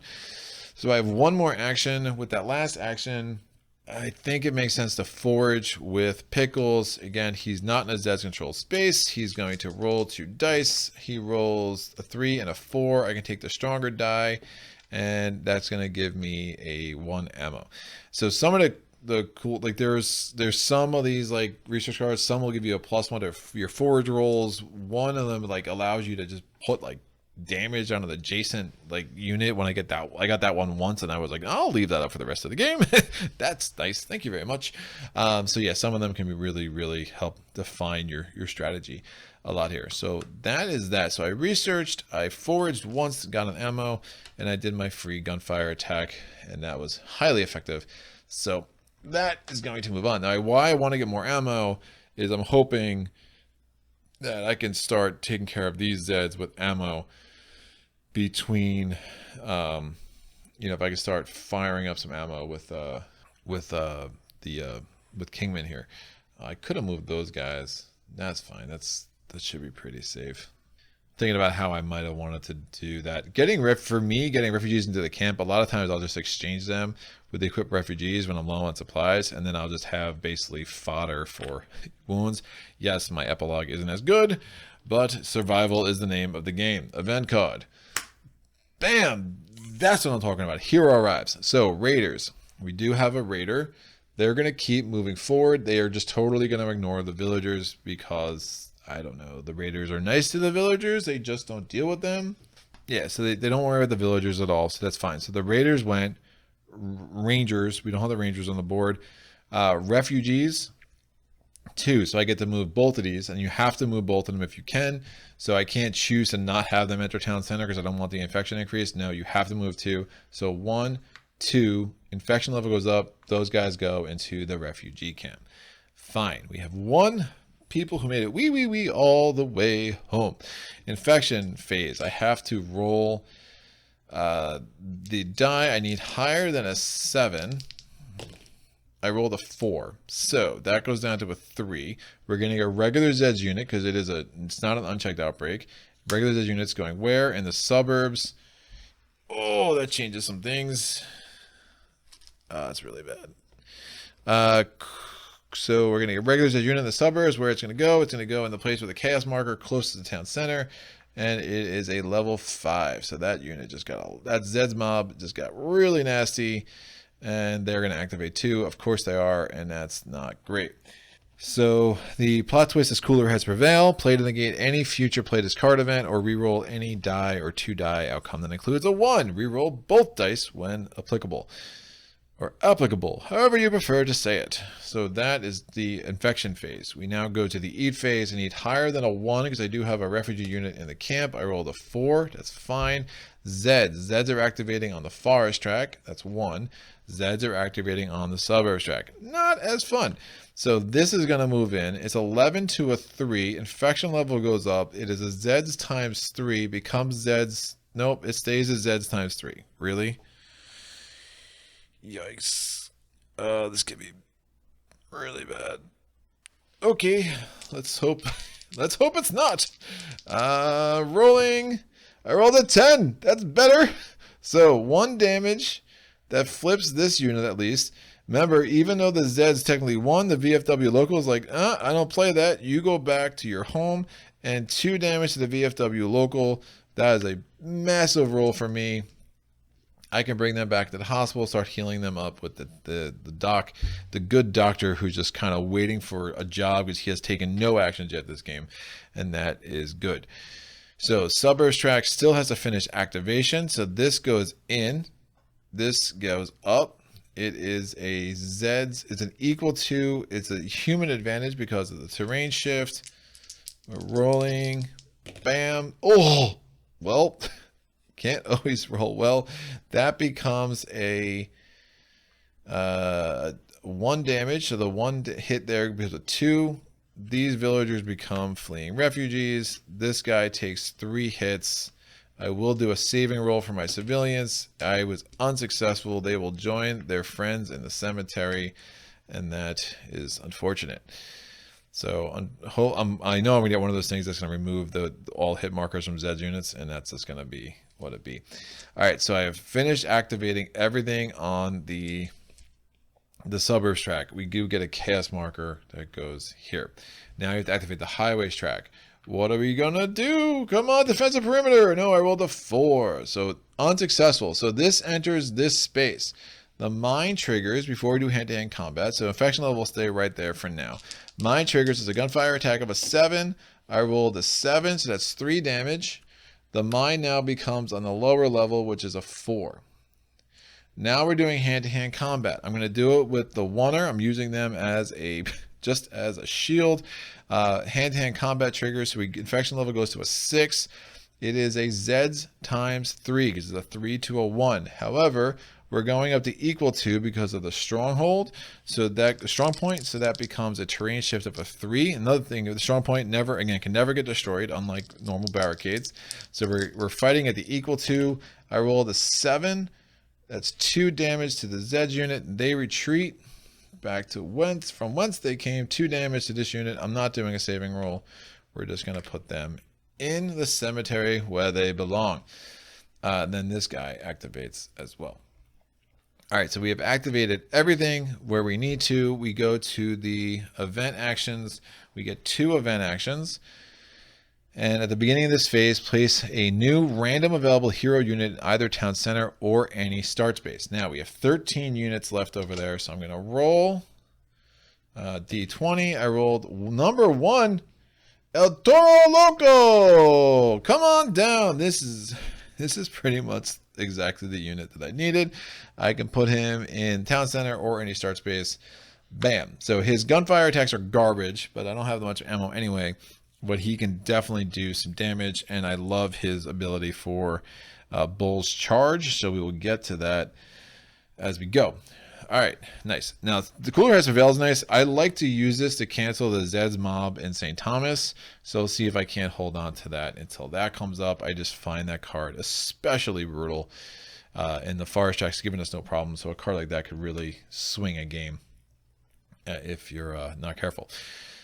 All right, what are we doing? I am I'm going to do 1 action to move my VFW into town center. I have 2 actions left. I'm pretty far from being able to start healing that VFW, but that is they're a unit. I mean, I could play the long game with them. Their gunfire attack of a 3 is fine, but I'm definitely more worried about them staying alive for late game when they force retreat. I don't want this unit to mess up that gunfire attack of a 4, so I'm going to use an ammo just to wipe them out. So it's a gunfire attack of a 3 with Kingman. I do not understand why his gunfire isn't stronger, but hopefully I roll higher than a 5. I rolled a 7. That's 1 damage. That's all I needed to wipe these suckers out. So I have 1 ammo left. With my last action, I could research, and that's not nuts. So I'm gonna want to start getting to those late research cards. So let me do it. Last action, I'm researching. I need a 4, 5, or a 6. So there's 5 or a 6, but a G is awesome. Oh, she rolled a 2. Failure. All right, that's fine. Oh, a G. So yeah, we need to get to that late research cards again. So we're only going to succeed half the time with a G, so that's fine. I don't think we've lost a research action yet, so we were definitely due there. Oh, yeah, and I don't want to mess with Mother of Invention. I think that's just, yeah, I don't think that trade up for 3 infection level for a 50% chance makes much sense. So let's do some housekeeping. Doing good with chaos. We're going to get to our event card. What is it? Brains! Oh no! All right.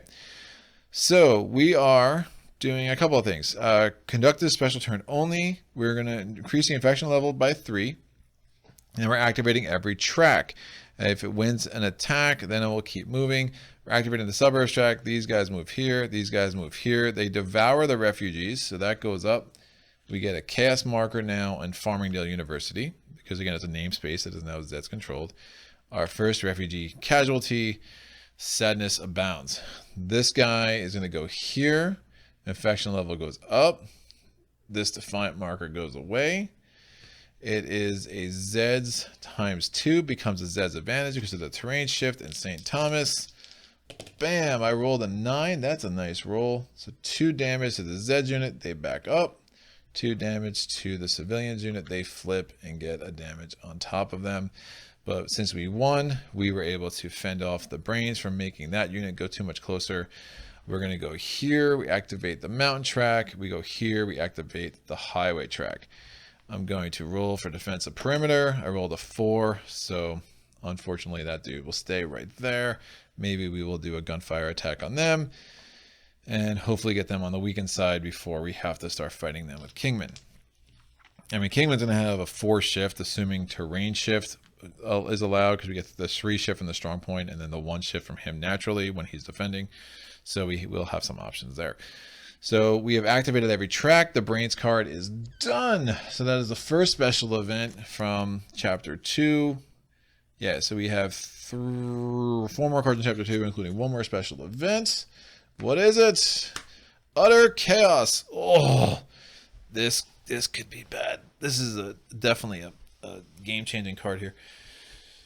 So what is happening? We're going to do Raiders 4R. So this goes in here. Now he's in a place with our doggy. So that if they have to do combat, it wouldn't actually trigger an increase in infection level because it's not a Zed unit, but it's still not great.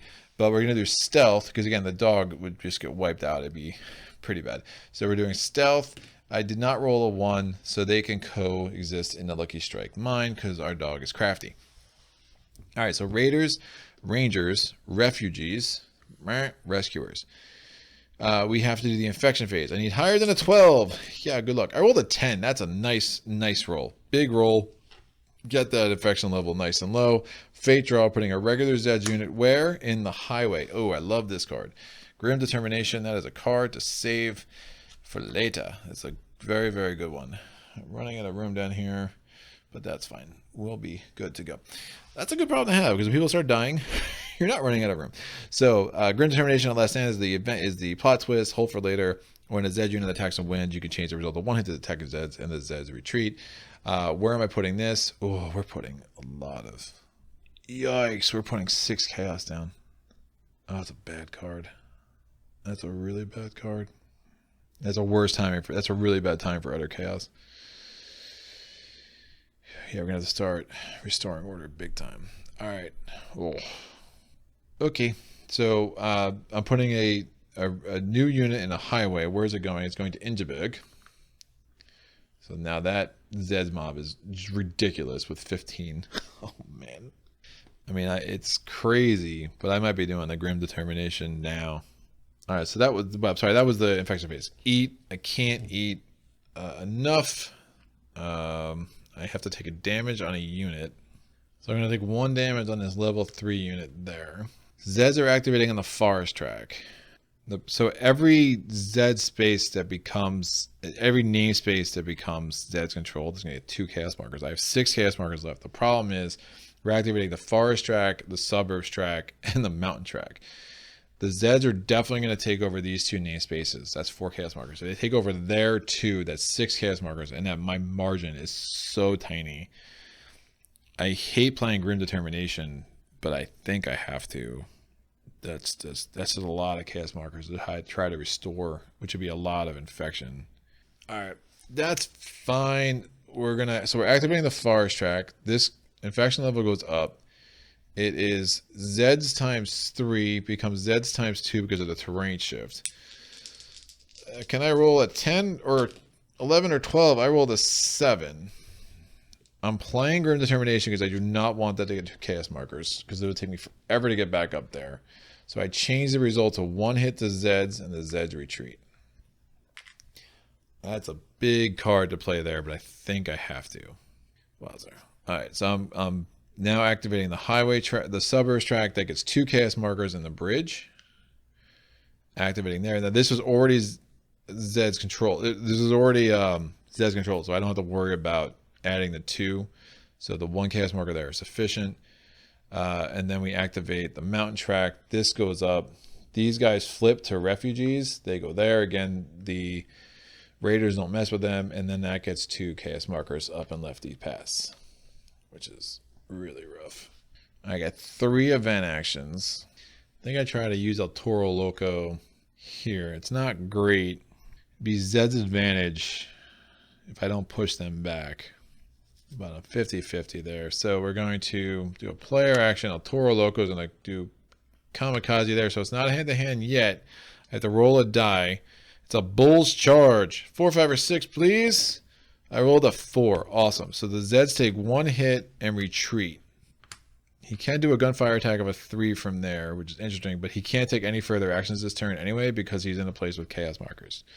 I think that was a mistake I made in the last playthrough too. I did that once because I just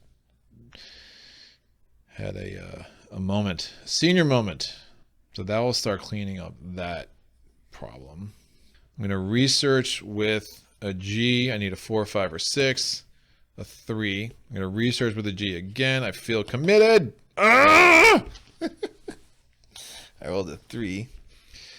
It is what it is. 4, 5, or 6, please. 4. Thank you. So it's 5 or 6. A G is used. It's the third time we research successfully only because of her ability. And we get super weapon feature. Select the super weapon component and place it in the super weapon marker. If there's a first super weapon component. So yes, the super weapon marker. So it's our first super weapon component. So this goes here. And now I can get one of the super weapon components. I could get my fourth weapon component if it's a G, but again, we'll deal with one and we'll go from there. The engineers of this breakthrough said that the trick was to miniaturize the device enough so that it could be easily carried as a weapon. The rest of us were just glad that it worked. So this will go here. Now the next research, I'm going to need to spend a supply as well as roll a 4, 5, or 6, assuming I'm sticking with a G in that spot.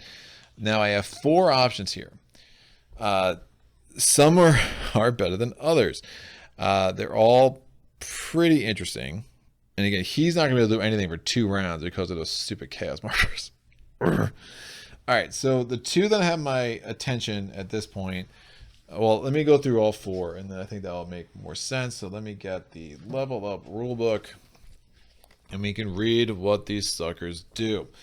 So we have the Zeds Knuckles. You get +1 for all your hand-to-hand attacks. It doesn't work in defense. The Hypo Z Gun, you get +1. These are terrain shifts for all your gunfire attacks. Double phosphor rounds for all your gunfire attacks. If you cause 2 or more hits and damage, all Zeds retreat. Definitely not doing enough gunfire attacks. And the gas grenade. Spend 1 action to launch an attack on an adjacent space, distributing a total of 4 hits as evenly as possible over any Zeds units there, including the Z spreaders.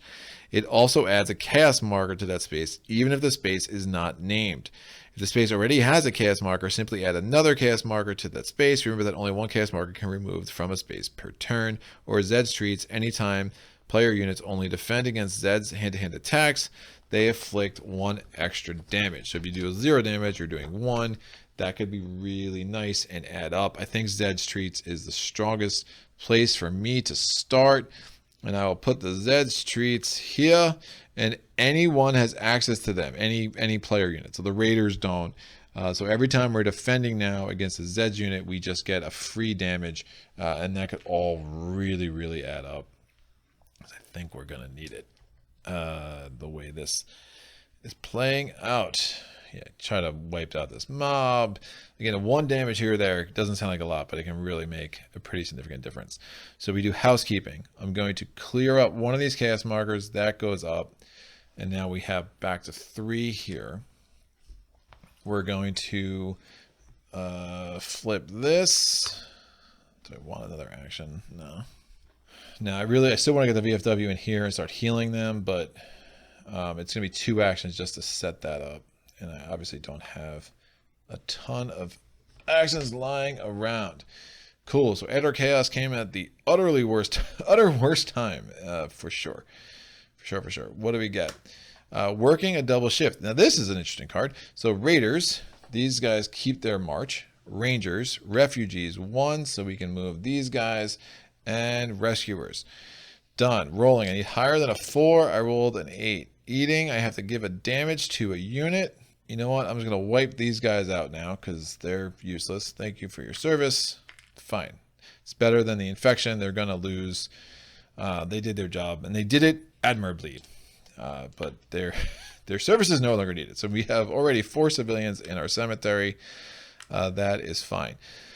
We now get the Zeds are activating on the mountain track. They'll go there. Stealth. I rolled a 1. Normal hand-to-hand combat commences with our dog. So infection level goes up. It is a 3 to a 2. So fortunately, it's not one of the super bad ones. So it's Zed's advantage. Terrain shift makes it a... Oh, interesting. Right. So forget this for a second. So that is my noisy dark roll. And I already do this, like whatever I designate the roll, that's what that roll was. I could have done a noisy bark roll before the Raiders tried to leave. That would have failed anyway. So then the stealth roll, I rolled a 1. So that's awful. So now we have hand-to-hand combat. So again, This noisy bark can also prevent raiders from advancing. So and again, you don't want the raiders to get to town center because that's bad for everybody. So I just forgot about that. So I did the noisy bark roll late. Then I did the stealth roll. I rolled a 1. So now we're doing hand to hand. It's equal to. All right, so I didn't with the infection level, so it is an equal to. Come on, Pickles, show them your ferocity. Ugh, it's just so bad. That when you roll a 1, when you're trying to do stealth, it's so annoying. Equal to 6. Ah!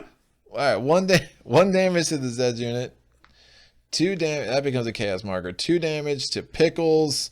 I'm gonna do a saving roll. Can I save my dog, please? No.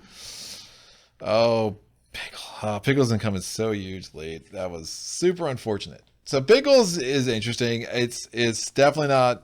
I'm never happy when I see Pickles. Let's put it that way. But it's won me a game. At least we've gotten one hero back with El Toro Loco, and no one else has died. But I'll tell you, especially with Doc Seaver. I mean, if you can roll well on saving rolls, it's such a nice. It's a nice place to be. Oh, we were defending, and we have that super weapon.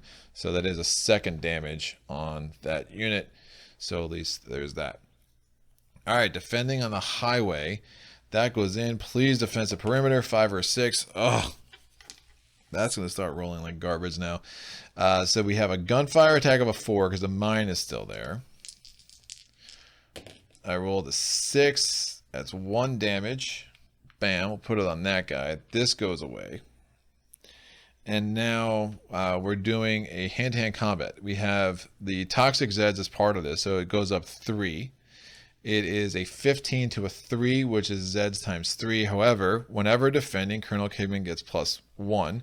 And there is the strong point, so it becomes a Zeds times 2 to a human advantage. Rolling... Bam, 7 human advantage, so 2 damage. It becomes 3 damage because of the Zed treats. So we're going to flip this sucker over and keep that wound there because that extra infection is gross. 1 damage that came in, so he flips to his weaker side, but that could have been a lot worse. So the Zed treats already has given us 2 extra damage, and you see how that can start to stack and be very nice over the course of a game. All right, we'll see how much researching I do from here on out. It might be a while. Now, during this phase, you can increase your infection level 3 times to gain a free heal action or perform a free research action. Well, I can't. I'd have to successfully forage to get a supply to even do a research action. So this is interesting. So I can increase it 3 times, but every time you do a heal action, remember you get to reduce. It's a heal action, so you actually reduce it. So the only time that would really be bad for you is if you were on 12 and you couldn't get to 13. So I will increase, and I've looked for FAQs to make sure, because every free heal action you reduce infection. It doesn't say don't reduce infection here, and usually it would say, if it was supposed to replace it, it would say that on the card. So the way I understand it, I'm getting a free heal action, but then I get an infection reduction by doing the heal anyway. So I'm going to heal. So I'm going to increase this to do a heal action, and then I get to reduce it because of the heal. I'm going to increase this heal action, reduce it because of the heal, and I will... my dog is dead. It's so sad. Man, that Bubba's going to be a problem. I'm going to have to kill Bubba with... I'm going to have to waste ammo. Oh, man, the foraging and the Lucky Strike mine. Oh, so many things. I'm so frustrated by losing my dog right now. Oh, dog. Dog, where are you? I will increase it, and then I'll reduce it to do a heal action, and I will heal that unit. I'm going to try to get those 2 guys in there anyway. So we get 3 event action.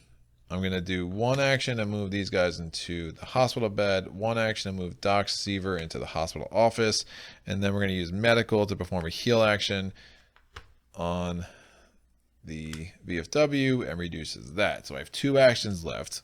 So I basically netted, it only cost me 1 action really to do that, right? Because I moved them both in with 2, and then I spent that, and I think that would just make sense. I'm going to want to get him there eventually.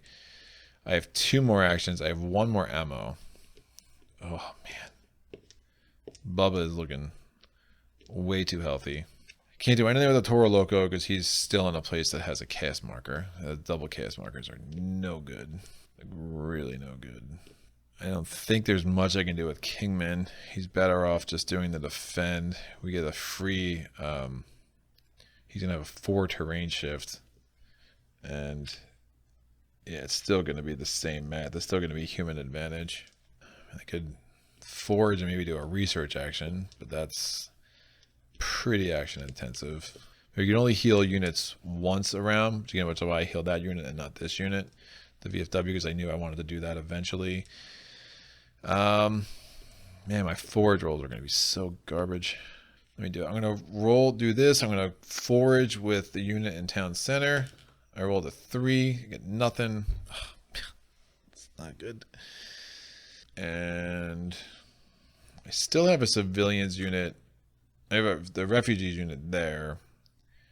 I could equip civilians if I need to just get a pinata if I don't get any supplies here.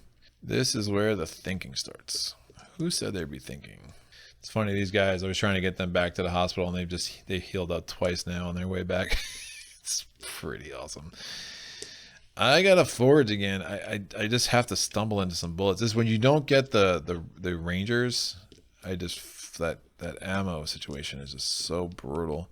Or Mr. Johnson or something to get me some bullets. I have the VFW is the only unit I can use. I could get them out. Try to get them in a place where I can start using that free ammo every turn again.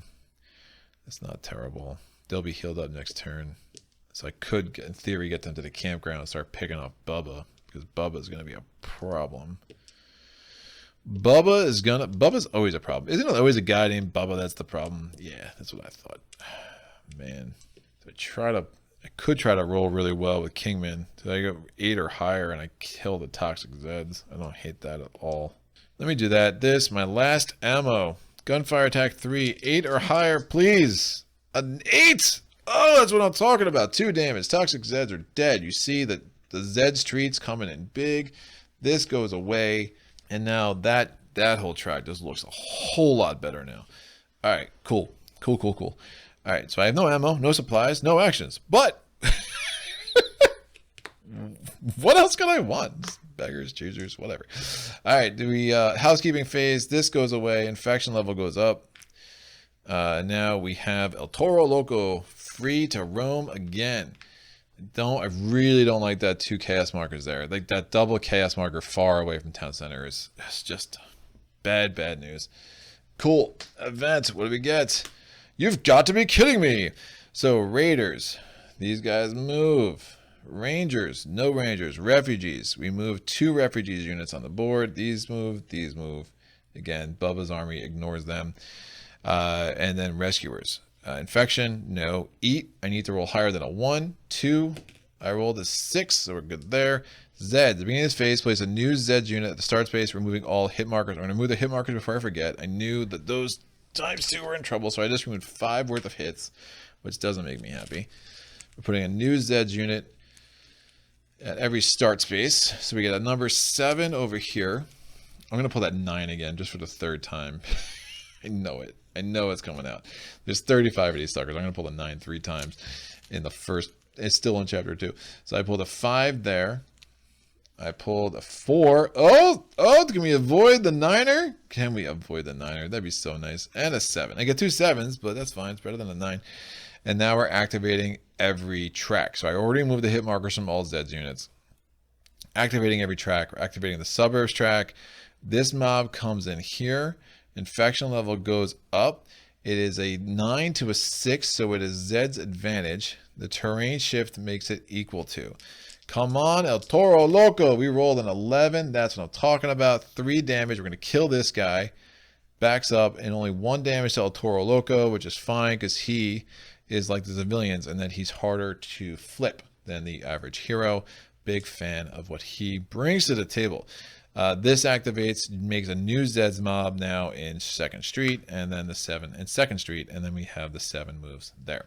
2nd Street, I said very weird, so I wanted to say it twice.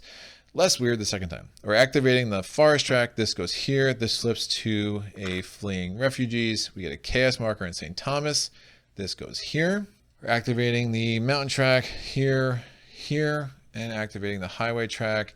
Defensive perimeter, will it trigger? It does not, because I'm just never going to roll it. I rolled it well early. It's never going to happen again. Infection level goes up. It is Zeds times 2. We shift 4 times over to human times 2. Big roll, please. I rolled a 6.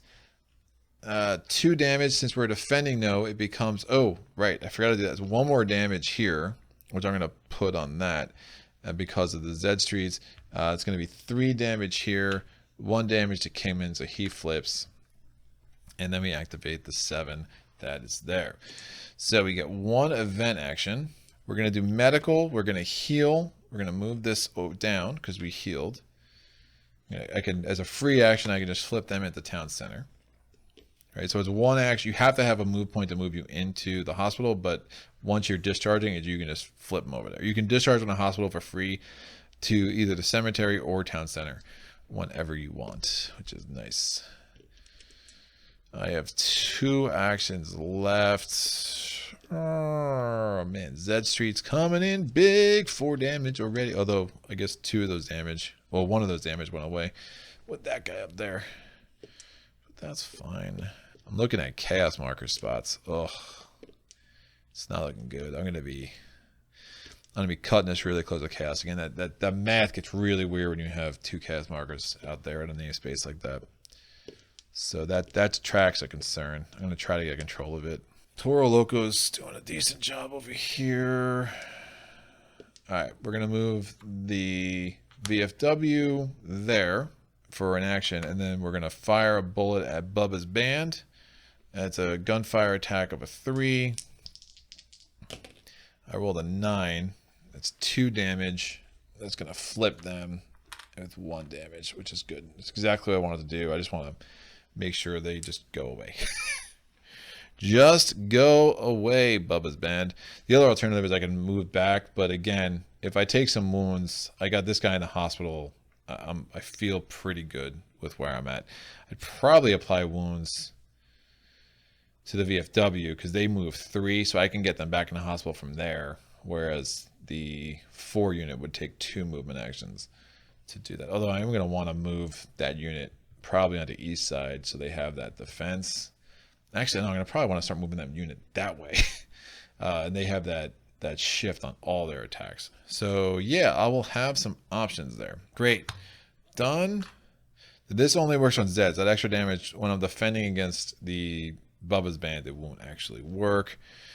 This goes, this is done. So we're done with both special events in chapter 2. And I think 1, 2, 3, 4, 5, 6. We're gonna have 1 more chapter 2 card, and then we'll be in chapter 3. Bam! Last chapter 2 card. So I guess no Rangers this game. Standing strongest when standing alone. Raiders.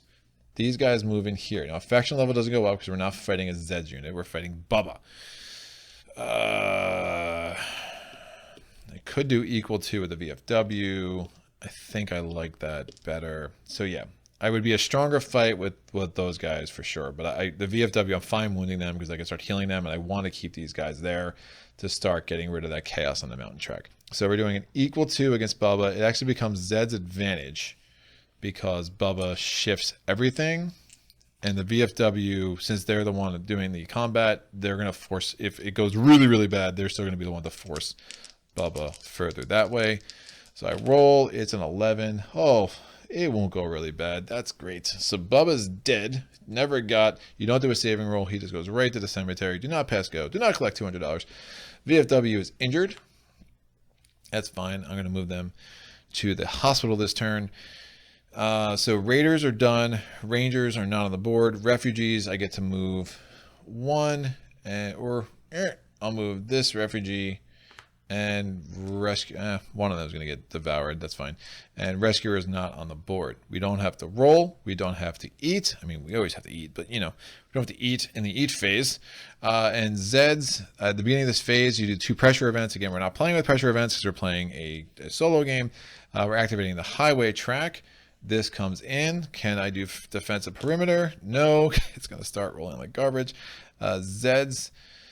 Infection level goes up. It is human times 2 plus 4 shifts. It's human times 300. Can I please roll higher than a 7? I rolled a 5. Garbage. So 3 damage to this dude. It would have been 4 damage because of the Zed streets. 1 damage to Kingman. Can I do a saving roll, please? Oh, my saving rolls have been garbage. Kingman is dead. Also died valiantly, just like the dog. But the strong point will remain. So we'll see if I can't get someone out to that to take advantage of that. This dude moves up. And the unfortunate thing about that is we couldn't even do the defensive perimeter roll, and no more cordoning. It's a hard word. Cordoning off of the highway track. Activating the suburbs track. Great. Comes in. It is infection level goes up to an 11. We are pushing it there for sure. We are doing a 3 to an 11. I'm sorry, 3 plus 5 to an 11. So 8. What am I doing? 3 plus 5 to a 6. So it's an 8 to a 6.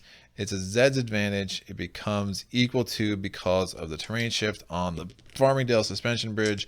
I'm going to roll this. I rolled a 6. Oh, man, I'm tempted to re-roll that. It's 2 damage. Oh, we had chaos. A lot of things not going great.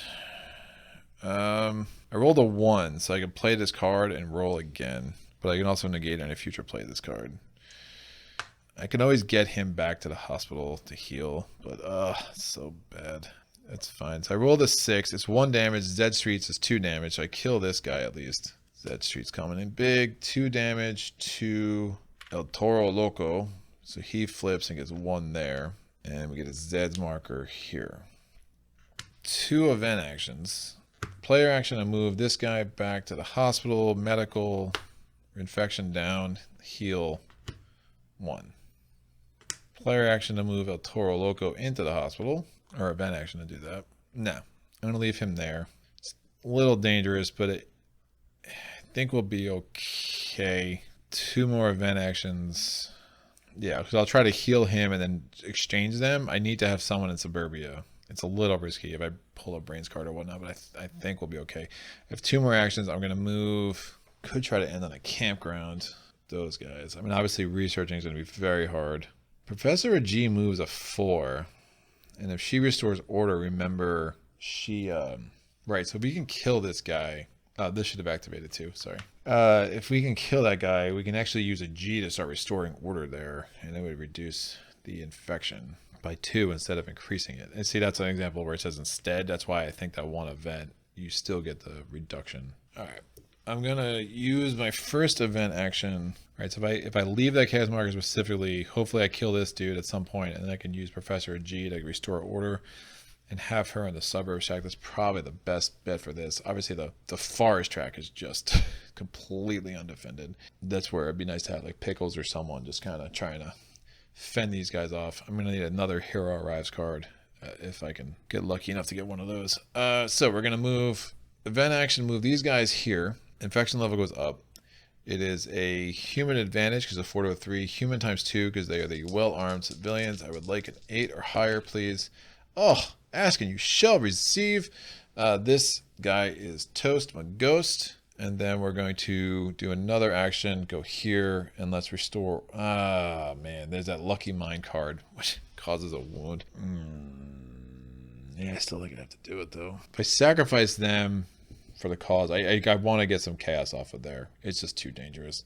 So I'm going to move 1 more time to get into there at that last action. So I had 3 actions total. I moved into here. I did a heal action. And then I moved and attacked and moved. So suburbs is still a little precarious, but I think we'll be fine. We go to housekeeping. Infection level goes up because I'm restoring order. Gives me a second chaos marker there. Makes me feel a little bit better. Thinking where I'm trading. I'll probably get a chaos marker there. I'm probably getting a chaos marker there. So I'm going to want to keep, again, like First Street. That bridge is keeping suburbs clear is pretty important. All right. Done. Refreshing my actions. Event card. Chapter 3 begins. Oh, what the? There's more? Raiders. Raiders are dead. Rangers. Refugees. 2. I moved 3. I'll do that. Rescuers, none on the board. Infection phase, no. Eat, I need to have more than a 2. I rolled a 3. All, the beginning of this phase, return each Zed's unit on a namespace to its full strength side. That's only 1. And remove all hit markers from Zed's units. I actually have 0, so that was fortuitous. We are activating all Zed's tracks. Activating this track. Garbage. Not great. You can activate tracks in any order you want. So I'm going to activate all other tracks. There's only one track that's going to cause a combat, so I'm going to activate this track last. So I'm going to activate this track, chaos marker. Activate this track, activate this track. Strong point never goes away. And now I'm going to activate the suburbs track. Because what I don't want to do is put a Z unit on a track that I have to reactivate, which is really bad. So this goes here. Infection level goes up. So we're going to finish the combat, then take care of the unchecked outbreak that is about to commence. So what is happening? We are doing a 5 to a 4, but it's a double terrain shift because of suburbia. Come on, El Toro Loco. Big money. 8. So 3 damage becomes 4 damage because of Zed Streets. So 1 damage. I would really like a nice saving roll for the first time in this game. Yes. That goes up. I don't think you lose the excess sometimes. I don't think we lose the excess on that. I'm not sure, so I'll play it safe. He gets an EKG marker. So we'll do the chaos, the unchecked outbreak. So I'm going to roll. I rolled a 7. So it goes from 13 down to 6, and then we get 1 because of the saving roll that was successful. We do a fate draw, putting in a Super Zeds. Putting a Super Zeds in a mountain. Give me the Super Zeds for the first time in the mountain track. That's going to go on Lefty's Pass. Exactly. Oh, so we have a leaper. They immediately destroy. What do leapers do? The leaper Zeds, they immediately destroy barricades. And when leapers move into space, they immediately destroy a barricade, accepting the strong point, and any defending unit engaging them receives no terrain shift. In hand-to-hand combat, there is a death. This is a death from above leap right on top of the defenders, leaving them no way to prepare. So no terrain shifts against the leapers. Now I would still get the well-armed civilians shift, but that is about it. But again, the good thing that that's one of the reasons why I wanted to activate the tracks in order I did. And it says where, mount, and play this. St. Thomas Graveyard burst with the undead. Place 2 new regular Zeds units there as a Zeds mob. Nope, cooler heads prevail. I'm going to cancel that play this card effect that way. So that was a nice little combo. We have activated all the tracks, so that makes me happy. I forgot to activate this dude again. I keep forgetting you, and then I remember you, so don't be mad at me. And now we, yes, I talked to the Zed units. It happens. I get 2 event actions. Sheesh. Well, bullets would be nice. Bullets would be nice. I'm going to do a heal action to get me the VFW back. That reduces that. They're fully healed. I'm going to flip them here. I'm going to move them here. I'm going to do a gunfire attack for free with a gunfire attack of a 3. I rolled a 3, so the total waste. Awesome. But they're in a good place to defend, and I can move a G there and kind of restore order. The well-armed civilians are, that's all sorts of special right there. I'm going to want El Toro Loco back sooner rather than later, so I am going to do a heal action. It's obviously not his action, and I don't have any supplies to do first aid, so I'm going to do action, heal, restore, reduce infection, and we'll put a damage. It goes from the EKG marker down to the 1 hit, and I'll have them at full strength pretty soon, hopefully soon enough to deal with whatever track looks like a nightmare. I mean, I don't think I'm going to be able to even get to restore both of those and Lefty's Pass like I was hoping. Chaos everywhere. Okay, so we got rid of one of the special events in Chapter 3, so now we have 6 more regular cards and 1 more special event. We get Raiders. Oh, I forgot they come in the second round. That could actually really help us. We're kind of struggling. So Raiders, at the beginning of this phase, place the Raiders unit on the start space of the above ground track with the most chaos. Hello, other Raiders. So we're going to flip Bubba's Bend reference card over to the Raiders side and put them on the suburbs track because it has 4 chaos markers. So easily wins. So Raiders, they move even on the round they enter. Rangers, refugees are going to move one. One of the 3 that are on the board, and rescuers. I'm going to roll any higher than a 5 during the infection phase. I rolled a 2, so fate card could be helpful. Nice. Fate card, and then we get we're putting a regular Zeds unit where? Putting the regular Zeds unit on the track with the least chaos, which is the highway track, thanks to the Colonel's sacrificial exploits that were there. And then it says hold for later, play at any time to move each refugee unit, including the survivors, to a space next to a Zed unit, 1 space closer to town center. It's a scouting party is just deployed.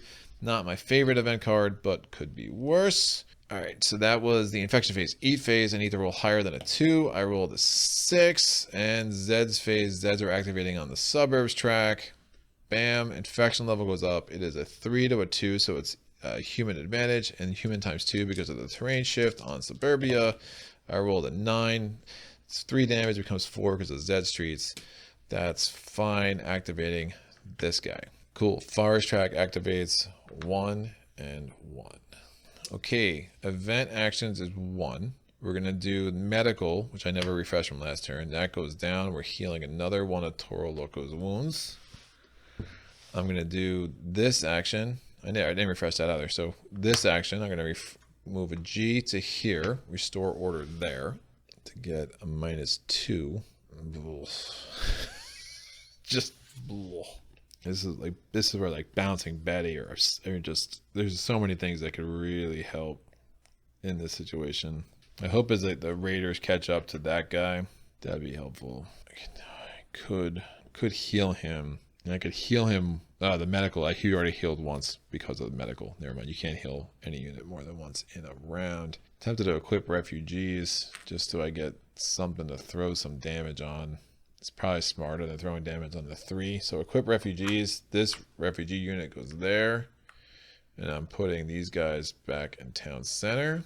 I could also heal them up. Probably not worth it. We get no terrain shift and Lucky Strike Mine. That's going to be an equal 2 battle though, so I'll probably just stay right there. Hopefully I get lucky. My last action is I will put this clown here. At least have something in downtown. That's going to be a battle, but we shall see. I need another hero.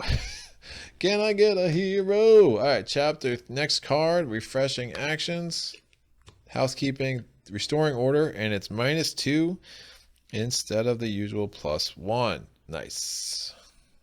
And get a second chaos marker. Yeah, there's some weird spacing over in the suburbs because where I have this guy, and that's fine. I'm not using the VFW's free gunfire attack, but we'll see where I can move him. Forest track might make some sense. Cool. Event card. It is unidentified mob appears. So Raiders, at the beginning of this phase, we make a fate draw. What is it? It's a good one. Vehicle where highway. Any hero's move action can gain +3. That's the plot shift. So sturdy vehicles commandeered. So highway, we're going to place. So it's the unidentified mob. So this is either going to be a Super Zeds or it's going to be VIP survivors. Now our infection level is less than 8. It's 7 or lower. So we're going to put the VIP survivors on the start space of the fated track. The fated track again is the highway. So now we have some VIP survivors. So for our Raiders, these guys move. Rangers, not on the board. Refugees moving 2. So I'm going to move these guys and these guys. And we have the rescuers. No rescuers yet. I'm doing an infection roll. However, we don't have to because it is at a 1. I will not roll less than I will not roll a 1 or less. I promise you, with 2 dice, that'd be very hard, even if you're me. And then we're going. And the nice thing about these guys, they are going to start restoring order, going up that path. We'll see. Eat 0. Zeds are activating on the mountain track, so we don't get the terrain shift because the leapers are part of that mob. Infection level goes up. And it's going to be a Zed's advantage because equal to, though, because not the terrain shift, but because they're well-armed civilians. It is what they are. So you can leap on me all you want, leapers, but I will still get +1. Yeah, that's how the well-armed civilians talk. I promise it's just a thing. So please give me a 12 or a 9. I will take a 9. 2 damage becomes 3 damage. Why? Because of Zed Streets.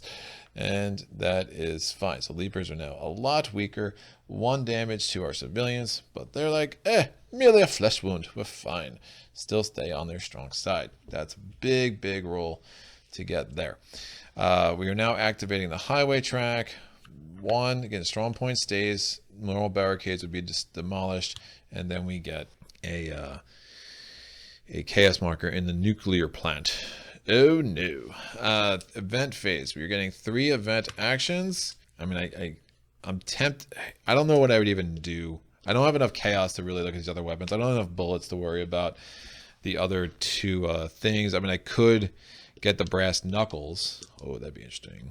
I like brass knuckles. Right, I'm going to use medical to heal these guys.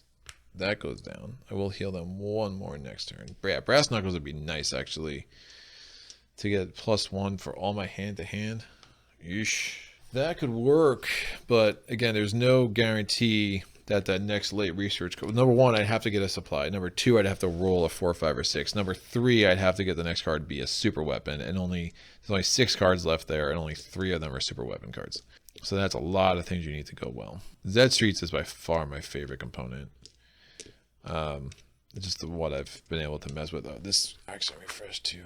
All right, I'm gonna do this player action to move the VFW there. I have El Toro Loco fully healed next turn. Oh, I get forage for bullets. That's an idea. Don't hate that. All right, I'm in the Lucky Strike mine. I'm going to spend an action to forge with 1 die with the level 4 civilians. I rolled a 2. That went well. I'm going to do it again. I rolled a 6. 2 ammo. That's a glorious thing. Cool. And then we're going to do a gunfire attack then. It's a 4, becomes a 5 because I'm well armed.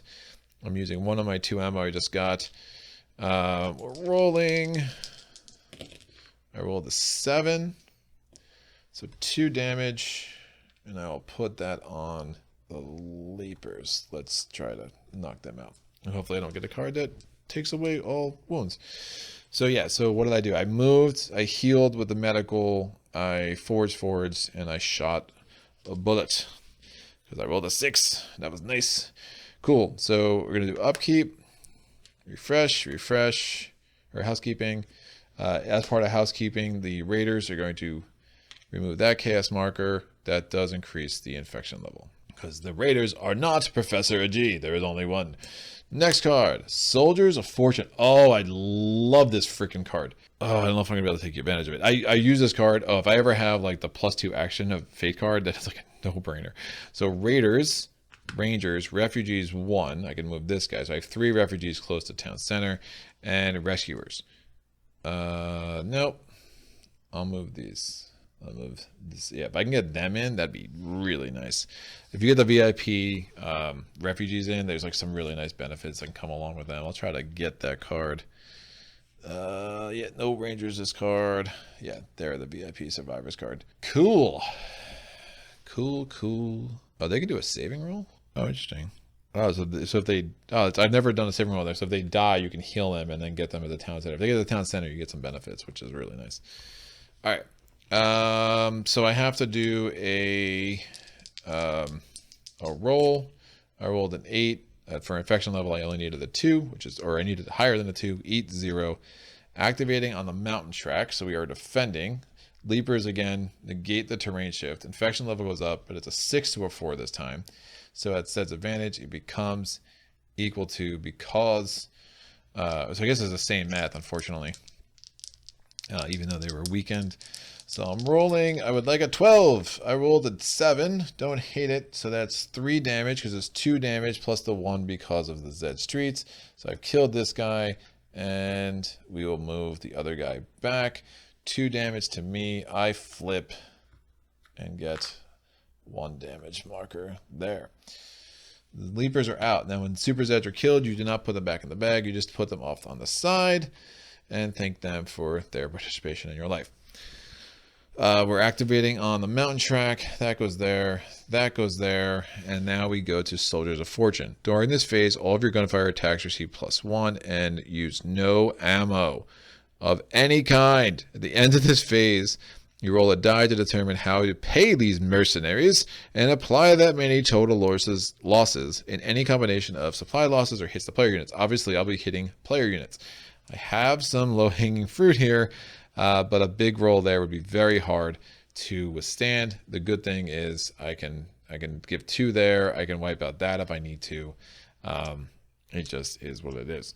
So I get 4 player actions. It's so sick. +1 to all my attacks, and I'm just doing gunfire attacks because why not? So what am I doing? I'm going to do a gunfire attack of a 3 for my first action. Let me do the medical before I forget. Toro Loco is totally healed. Infection levels down. Good. So doing gunfire attack of 3. So it's a 2 plus a 1 because they're well armed. Actually, it's a gunfire attack of a 4 because we get the +1 there as well. So we want to cut those guys down to size. I rolled an 8. That is 2 damage. Yes. So this guy will flip and get a 1. I think if I wipe them out, I can start restoring that order because those chaos markers could really come to bite me in the end here. Yeah, I'm going to do it again. Again, I have no ammo of any kind, so I still have this 1 bullet. So that's going to be an action. Gunfire attack of a 4. Please go high. 7, 2 damage. I have destroyed these guys. And I can move into the lefty's pass next turn, which is great. I have 3 more actions. I'm going to do gunfire attacks 4 with the VFW. And just start wiping out that guy. I rolled an 8, 2 damage. I'm rolling hot. I have 2 more actions. I'm going to do that. Gunfire attack 4. I rolled a 2. I spoke too soon. My last action, gunfire attack 4. I rolled a 6, 1 damage. At least we flipped this guy to his weaker side. So not a horrible round. Now I have to roll 1 die. Please be low. I rolled a 6.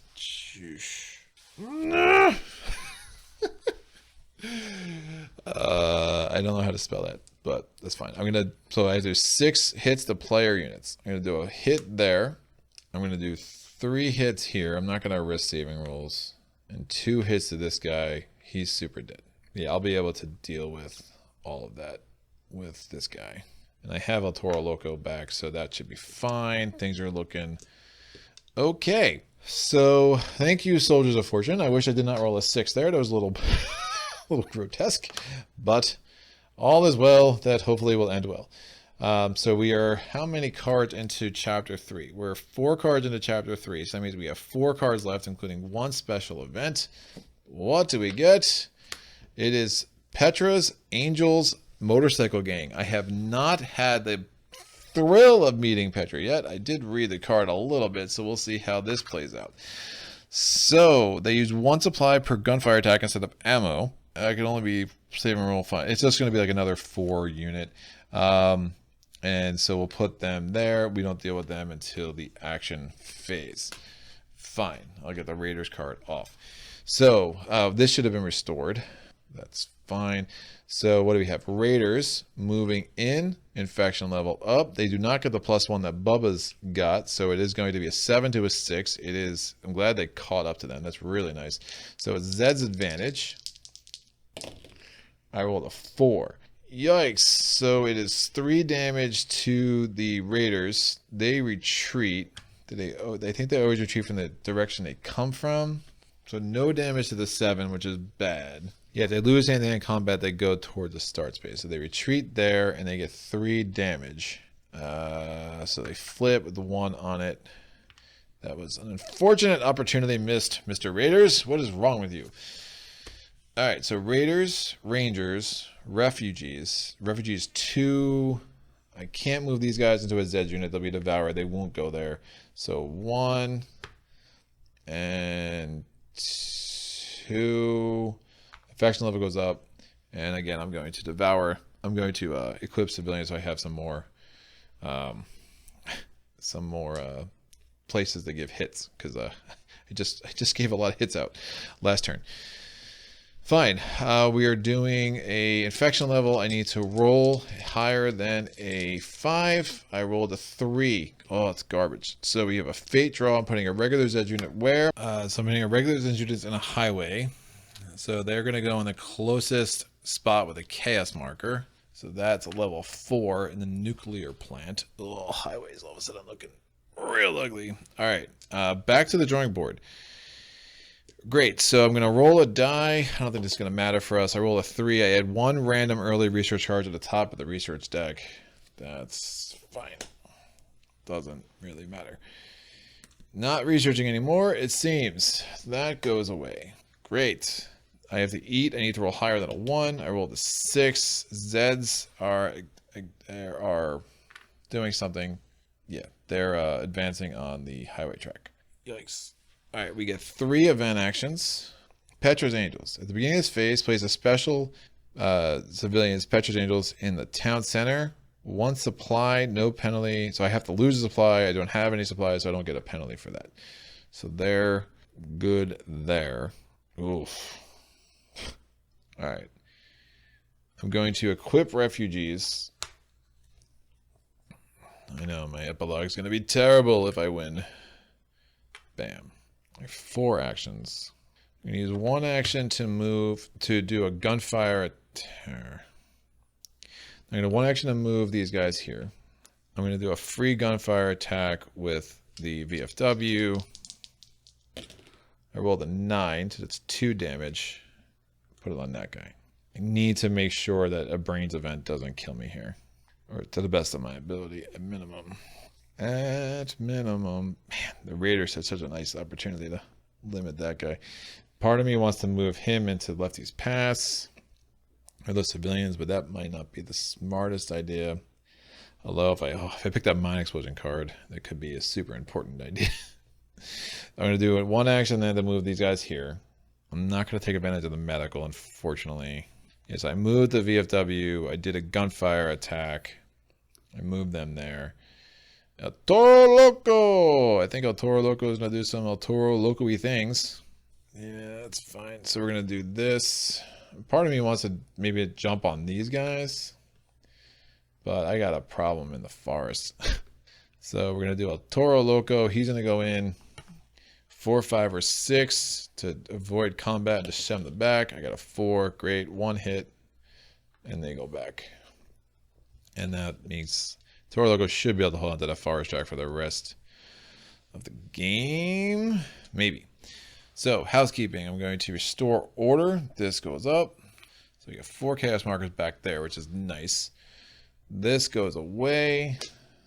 I'm not sure what I'm going to do with Petra's Angels just yet. But I still have this 1 ammo, which is nice. And I can't do anything else with these civilians for 2 rounds. It's one of the reasons I wanted to get them there early. Beyond the fact that if they took a damage from the mine explosion, they'd have to move back here, and that'd be super bad. So let's avoid that. Oh, we are 9 cards away from the bottom. National Guard card arrives. Immediately make a fate draw. What do we get? Why is it always bad? I'm putting the National Guard on the track with the least chaos, which can be the suburbs track, and I don't hate that, especially with that Zed unit there. So the National Guard is in town. I'll take away the VIP survivors, and they move during 4 phase. So we have the plot twist. No further movement is allowed on the mountain track for the rest of this turn. It's not much of a turn the way it's working out, but there are no Zed units, so we really don't have to do anything else. If there's Zed units, we'd have to shift them, and then I just put the card there, and it's like no more movement. But we can ignore that, so that was a good timing for that card. National Guard arrives, and then after placing the National Guard unit, this turn is over. Draw the next event card. So there is no housekeeping phase, I guess, the way I'm reading that. Right. Cool. Done. Works for me. Event. National Guard helicopter strikes. Man, the National Guard's coming in force, kids. So what are we doing? We're going to do Raiders. These guys move here. Infection level goes up. It is Zeds times 2 That's fine. Looks like these raiders are not long for this world. I rolled a 5. Yep. Both the raiders units are officially Dunskies. No saving rule, not a mark on the Zeds unit there. Rangers.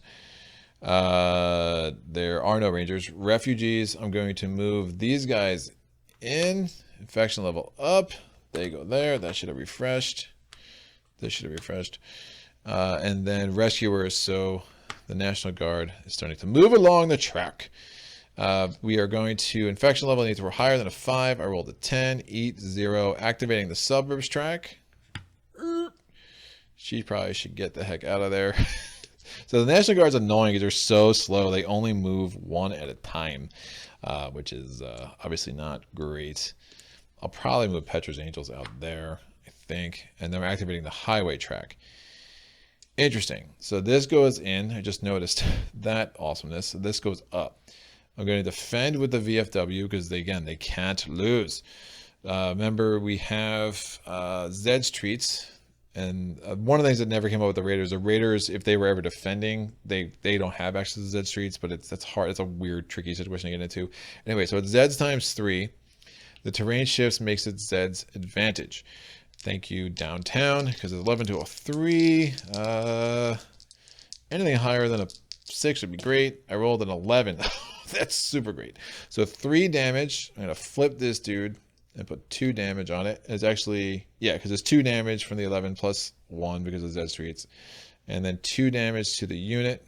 Okay, we'll see what I want to do about that.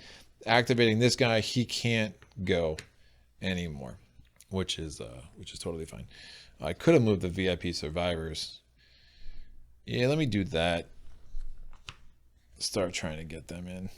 I could also spend actions to move them, but they only move like 1, so I'm not going to rush them too much, but just kind of give it a small chance for them to make it home. That's fine. So yeah, I undid the infection and I put those guys back where they were. Great. So I activated both of the Zeds tracks. Action phase, I get 3 event actions. At the beginning of this phase, there's a pressure event, which we can ignore, and then designate 1 above ground Zeds unit or Zeds mob on a non-start space and roll a die. I will roll a die to that Zeds mob, because they're annoying me. I rolled a 1! Awesome! 1 hit.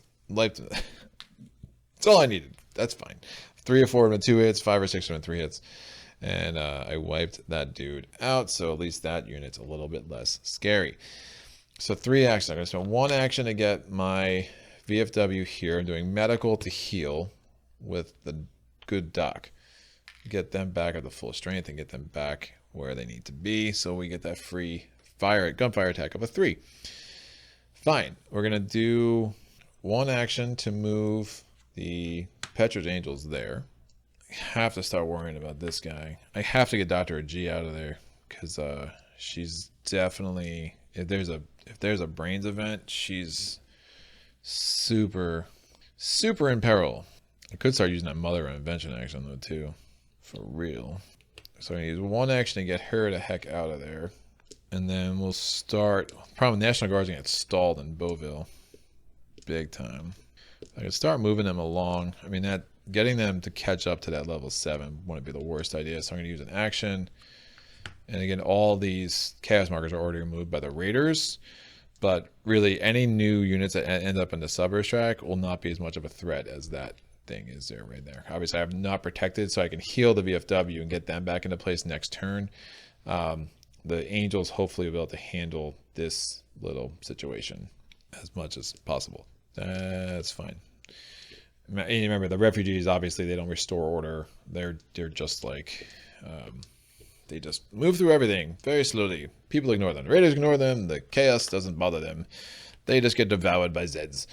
Cool. Event card. We have 7 events left. And again, we have only 2 chapter 3 events. So one's a special event, one's a regular event. What do we get? Where's the real monster here? Doc.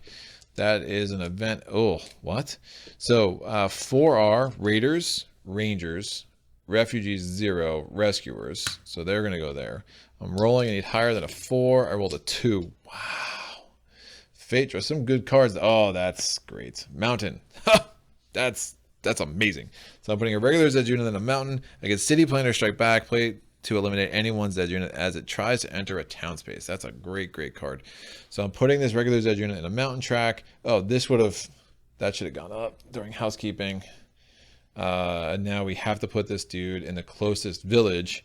And of course, it's going to go there. So it creates a hand-to-hand combat. It is Zeds times 2, becomes Zed's advantage because of the terrain shift, and then it becomes equal to because they're the well-armed civilians. What do we got? I rolled a 7. So it's 2 damage to the Zed unit. It becomes 3 because I'm defending. So that flips. And then 2 damage to this unit. Can I save them?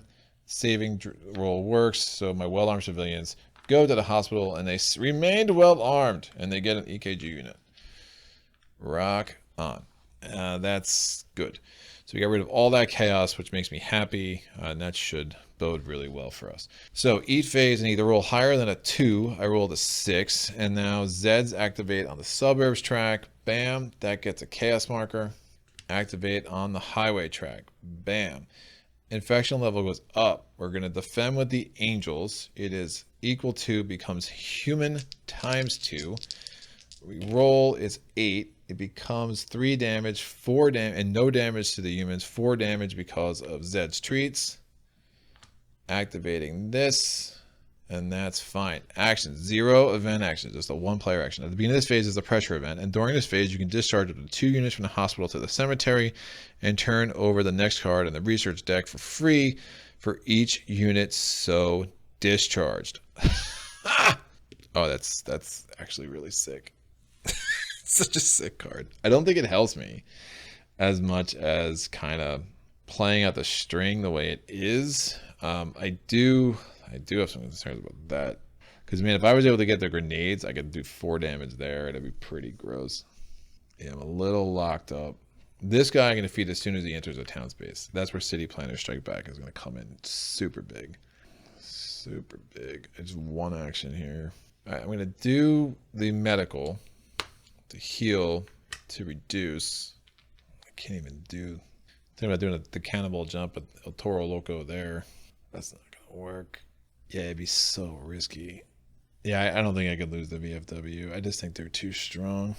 They're too strong. I'm not desperate enough for it, and it would be a gamble that would be the exact. That'd be a weapon component. Remember this: if it was 2 late research cards, it's more tempting. If it's just a 1 early research card, which I don't know which is not going to be that helpful, and then maybe another weapon component, then it's a little bit different. So what am I going to do? I have literally one action. Brains event could be really bad. Even human advantage. Yeah, brains event could be really bad here.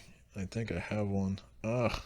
It's a 6 to a 4. So with the terrain shit, there would be human. It would go from Zed's advantage to human advantage. So I don't hate it. The problem is I can't get the VFW is being healed up.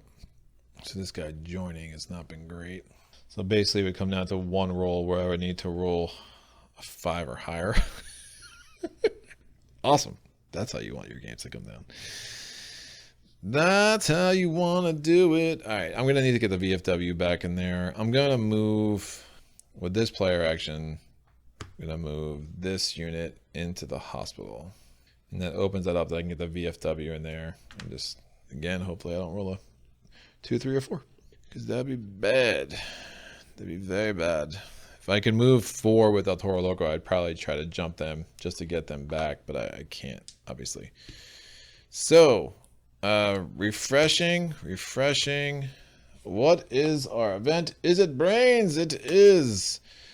All right, conduct this. So this raises 2. All tracks activate once. With each Zed unit advancing again if it passes, if it succeeds. So it's coming down to the Petra Angels against that mob there. This is going to go here. City Planner Strike Back. I play this to eliminate a unit as it enters a town space. Suburbia is a town space. Done. Activating here. It's going to cause combat. It is a 6 to a 4. That is human advantage. We're defending. I rolled a 6. Don't show off. We're going to do 2. It's 2 damage. It becomes 3 damage. So they're wiped out. 2 damage to El Toro Loco. These guys advance. This guy advances. We put a chaos marker. And the moment of truth. All right, human advantage. I need anything higher than a 4. 6. Nice. 3 damage. So I'm just going to do, so it's 2 damage, becomes 3 because of Zed Streets. I'm going to move that, oh, to become a 5. It goes from a 5 to a 4. That's so garbage. So fine, I'll do 2 damage, wipe this guy out because it's the same reduction in value, and then 1 damage to Mr. 5. So it would be a 5 next turn either way, whether I kept this guy alive or not, and then the Petra unit takes 2 damage as well. All right, that was it. That was the roll for the game. Woo! All right, brains goes away. So no more chapter 3 cards. We go to chapter 4. We have 2 special events, 1 regular event, so we could be back in the same spot again. What do we have? I hate it when that happens. So raiders, rangers, refugees, 0, rescuers. That's gonna go there. We're going to roll. I need lower than an 8 or higher than 8. I rolled lower than an 8, so that's 4. We get a fate card. I'm putting a oh, there we go. A man with no name. It's a plot twist. I get a 1-time +3 terrain shift in a battle. But I'm putting a regular Zeds unit on the track with the most chaos. Urgh. So 2 chaos, 2 chaos. I put 2 chaos here. Unfortunately, we're going to the suspension bridge. That's not great. I will put it. I don't want to put it on a nuclear. I could put it on a nuclear plant. I'm probably getting the VFW over here anyway. I'll put it on a nuclear plant. That's fine. Oh, it's a 3. He's a wee little 3. The forest track's not going anywhere. Wow, if I put it there, he would actually go in because they're activating the suburbs track twice. That's funny. That's funny. The forest track's not activating, so let's put it on the forest track. That's fine. It doesn't matter. I mean, knowing the number, because again, if I know that the highway track's activating, so I don't, then it's like 3 away from town center. There it is, it's like a 1, 2, 3, 4 away from town center. So I think it makes more sense to put it in the farm. That's fine. I still got a Toro logo up there anyway. So that was the infection phase. Eat, I need higher than a 3. I got a 1, so I rolled less than I needed to, so I have to put 1 damage on a unit. I can apply it to that unit in the hospital, but I'll just apply it to this unit in town center. Zeds are activating on the highway track. Bing, infection level goes up. It is human advantage. I rolled a 7, so I'm defending, so it'd be 2 wounds. It becomes 3 wounds because of Zed's treats. Backs up, and 1 wound to Petra, so they're still alive. Suburbs track is activating. There's no Zeds there, so when there's no Zeds, what happens? Instead of moving the Zeds, you place the Zeds in the start space, and then the second activation will move it 1 up. So obviously we're going to start getting some chaos in 4th and 5th Street before this game is over. So at the beginning of this, well, first we get 3 event actions. At the beginning of this phase, replace all regular Zed units in play that are currently 3 strength or less with a full strength, and if they have any hit markers on there, you remove them as well. Cool. 3 or less. So this is replaced. So we're going to do 1 track at a time. So nothing to worry about in the suburbs track. We're going to replace the Zed in the forest track. That becomes a 6 now. Thank you very much. We're going to replace the Zeds in Lefty's Pass. That becomes a 5. That's fine. Not terrible. 3 event actions. And what I want to do. So I'm going to use the medical thing to heal the VFW up to full strength. That goes down. I'm going to use a player action and move the VFW here.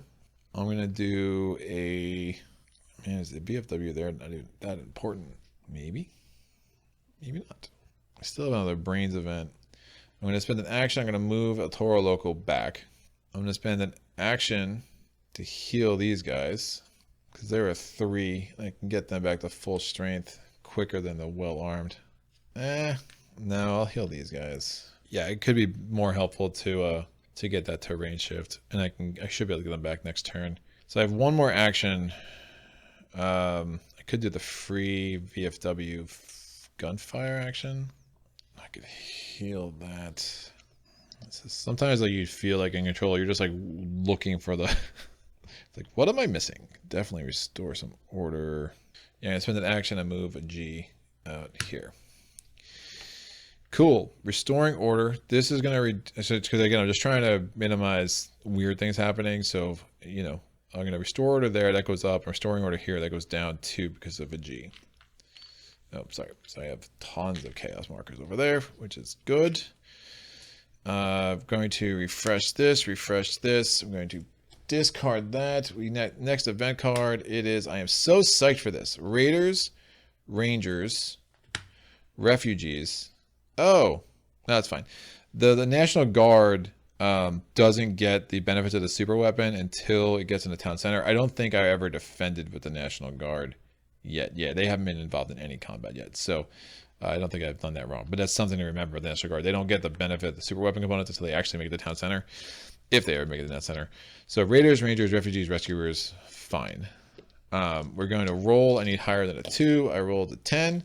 Eat 1. I can't. I'm doing 1 damage to this guy. And I'm not even going to do a saving roll. They're just done. They did their job. Great. At the beginning of this phase, make a fate roll. Why? I still have this, which is nice. Suburbs. Oh. So what am I doing? Each player on the unit. Interesting. So I'm going to get to the plot twist as the bridge is collapsing. We'll get there. So each player unit on a fated track, including in town center, conduct. Oh, nice. Can conduct 1 immediate free move, gunfire. Oh, interesting. That's really wild. So it's only these 2 units. So each player unit on the fated track, including in town center, can conduct 1 free move or gunfire attack. Yeah, so I have to complete the event on the fated track, and then I'll do the plot twist. So these 2 units can both get a free move action. So 1, 2, get her back to the town center. Move action. Again, it only moves, the National Guard only moves 1 at a time.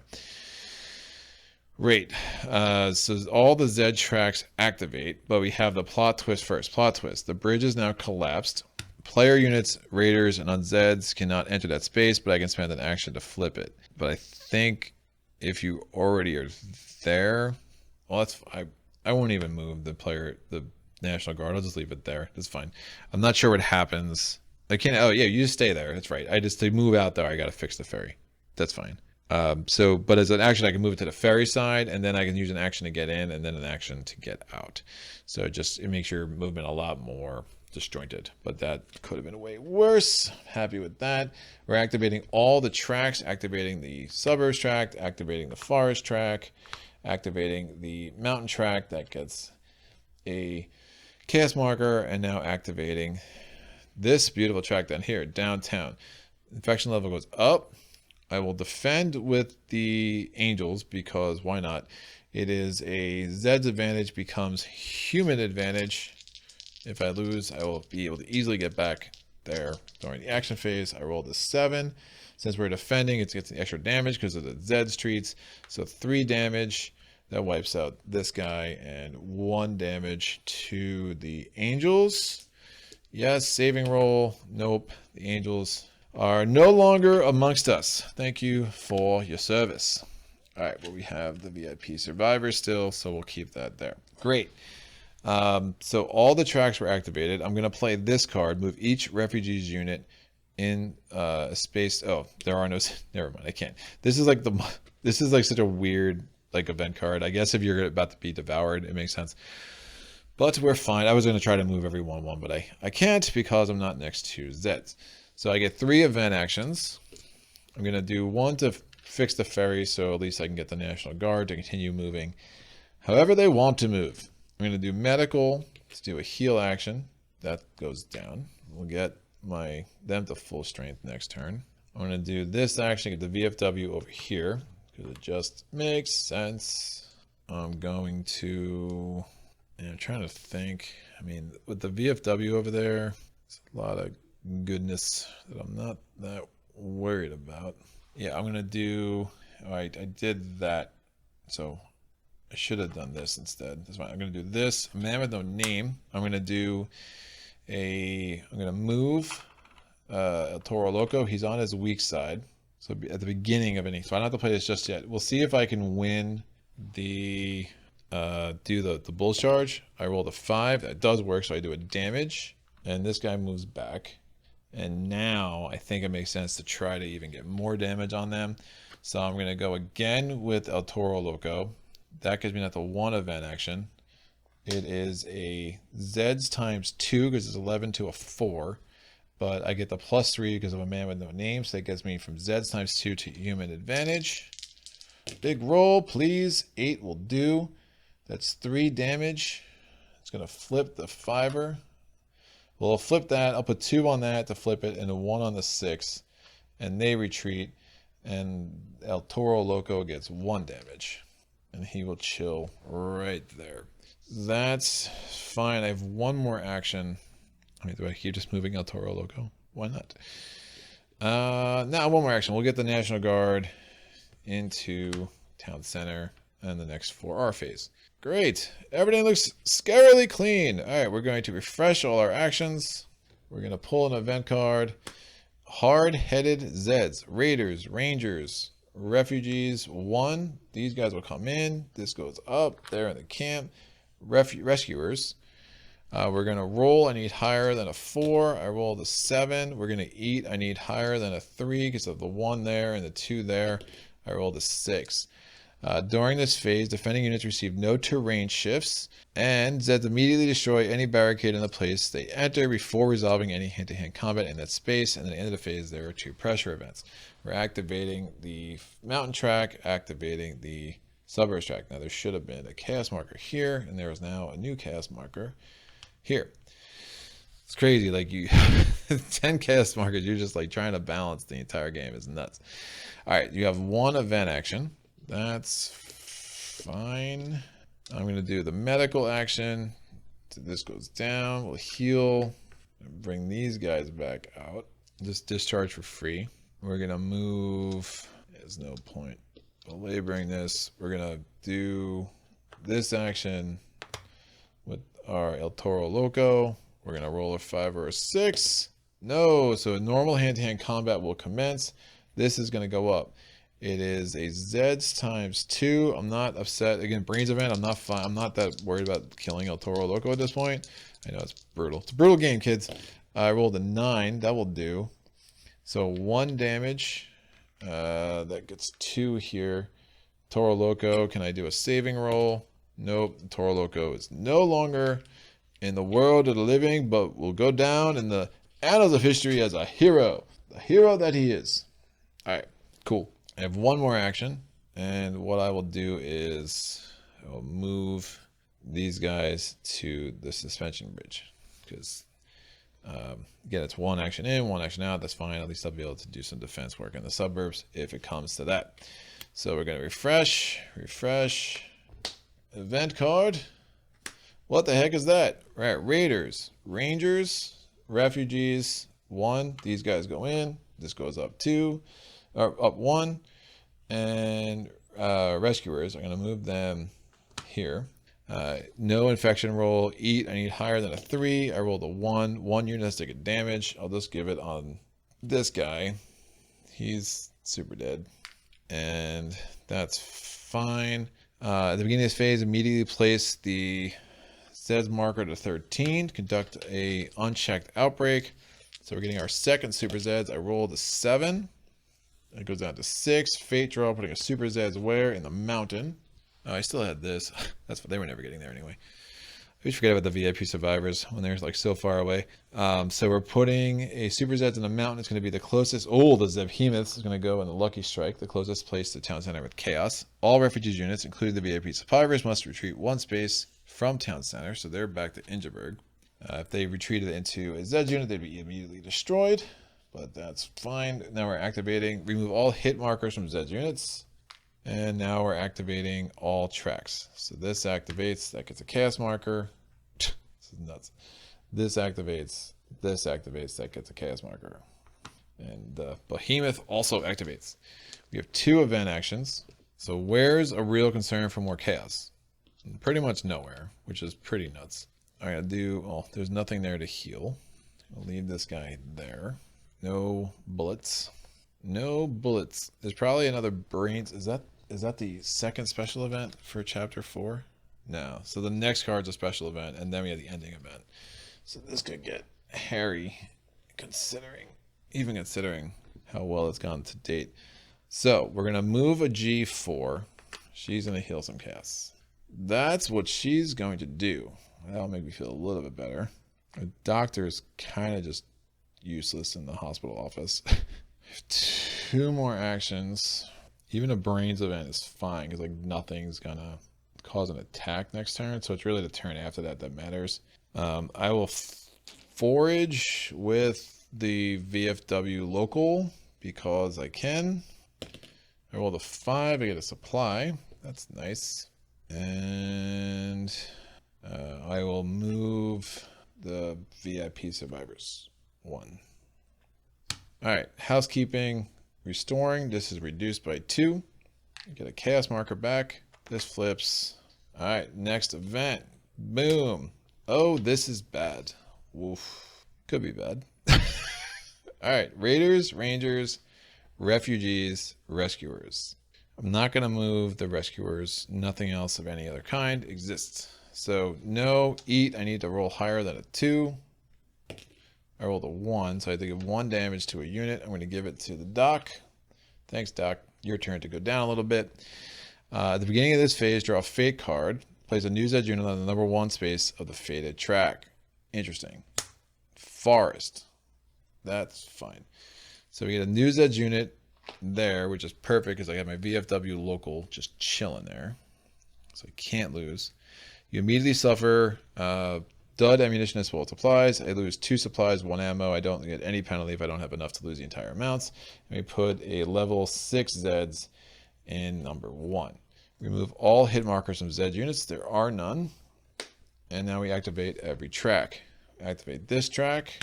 Activating this track. Hand-to-hand combat. It's a Zeds times 2 becomes equal to because of the terrain shift. VFW ignores retreats. I rolled a 3. Well, thank God they ignore retreats. So that's 3 damage. Thank God they're fully healed. Wow, that's really bad. And ignores retreats. That guy goes back there. The Zeds mob advances. They can't fit. Stacking limit applies, and they just join in. They join up in number 1.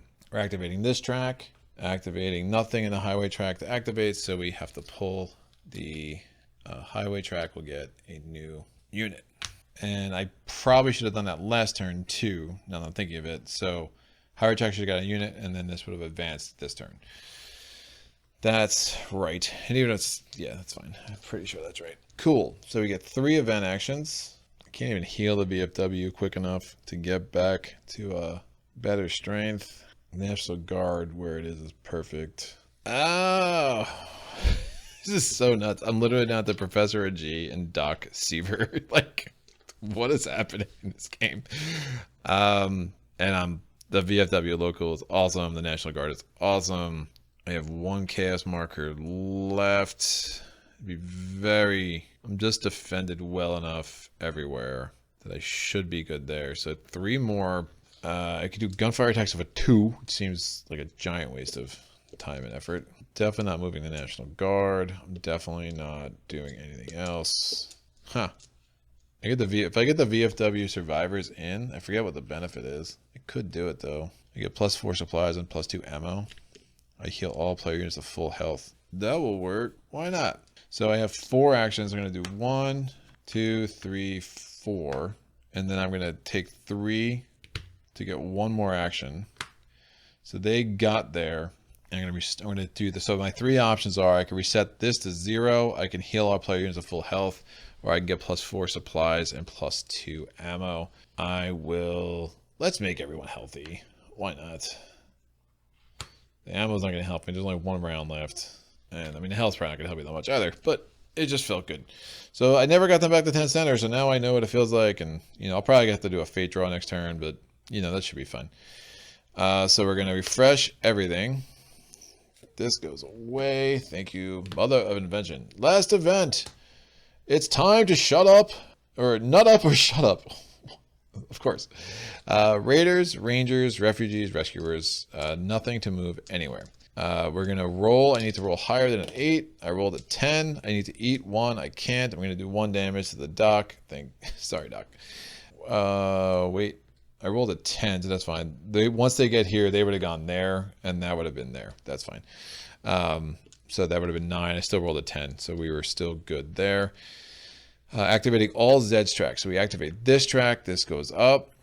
It is a... Oh, we might actually have to worry about an unchecked outbreak, which would be super fun.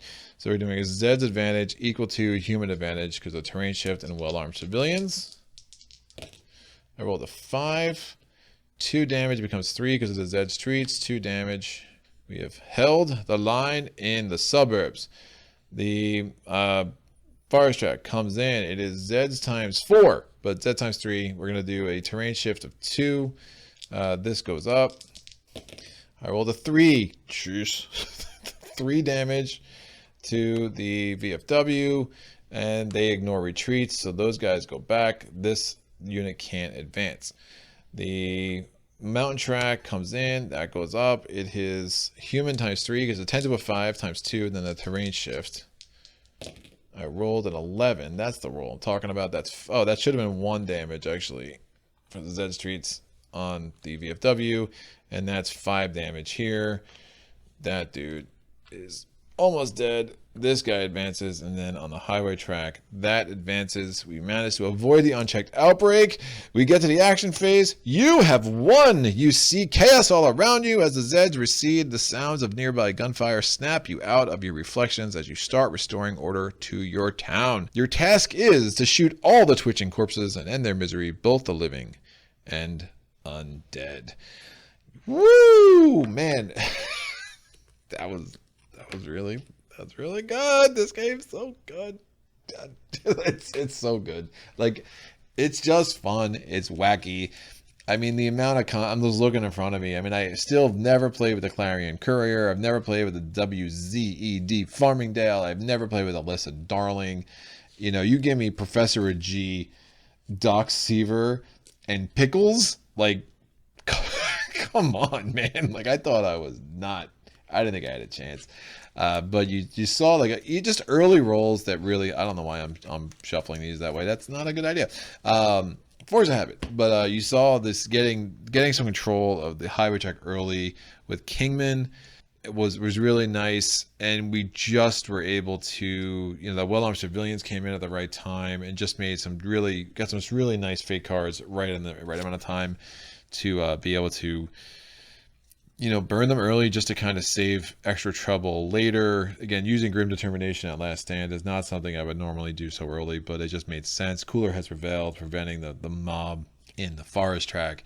I mean, but you're seeing, that the battle against Chaos 10 is not a lot. I mean, you really need to make sure that you're on top of that, and that utter chaos thing was gross. That was this card. That card almost made this an early night for all of us. But Doc Seaver's great. I really like his ability. I love the Zed streets. So it just kind of worked out for us. And once I had the Zed streets, I didn't feel much of a need to keep researching. I do like the designer, Herman Lutman. I do like that he gave you that ability that you could choose which component you wanted.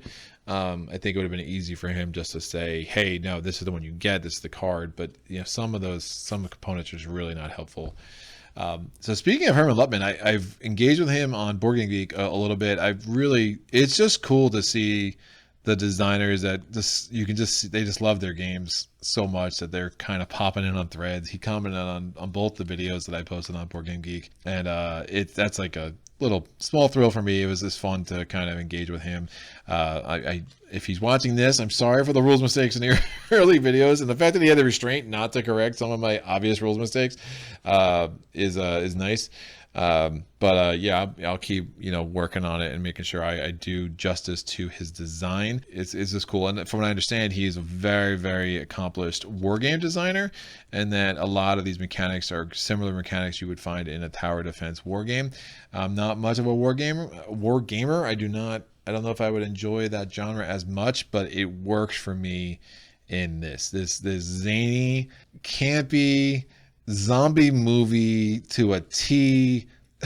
Incredible variety of characters and units, and just every story is its own. Every game is its own story, its own narrative. It's such an unbelievable memory generator and story generator. in how it plays out. So super cool, super psyched to get that win. You know, again, those last few rounds, it's weird because everything kind of feels like I'm super in control of this, but am I? No, I mean, look, I'm super in control of this, but I still somehow end up with, you know, I got a mob on Route 1. I got a mob on Trail 1. I got, you know, and I have a Zeds unit over on 2nd Street, right?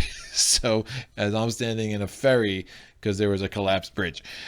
So, you know, it is what it is. But the I guess Doc Seaver and Professor G show that science pays, kids. Go to your science classes, because if there's a zombie apocalypse, you might be the only ones to survive, and that's fine. It's also nice, you know, what was the fate card that really, well, I never got the disease spreader, which could be super annoying. Yeah, they fell for it this time.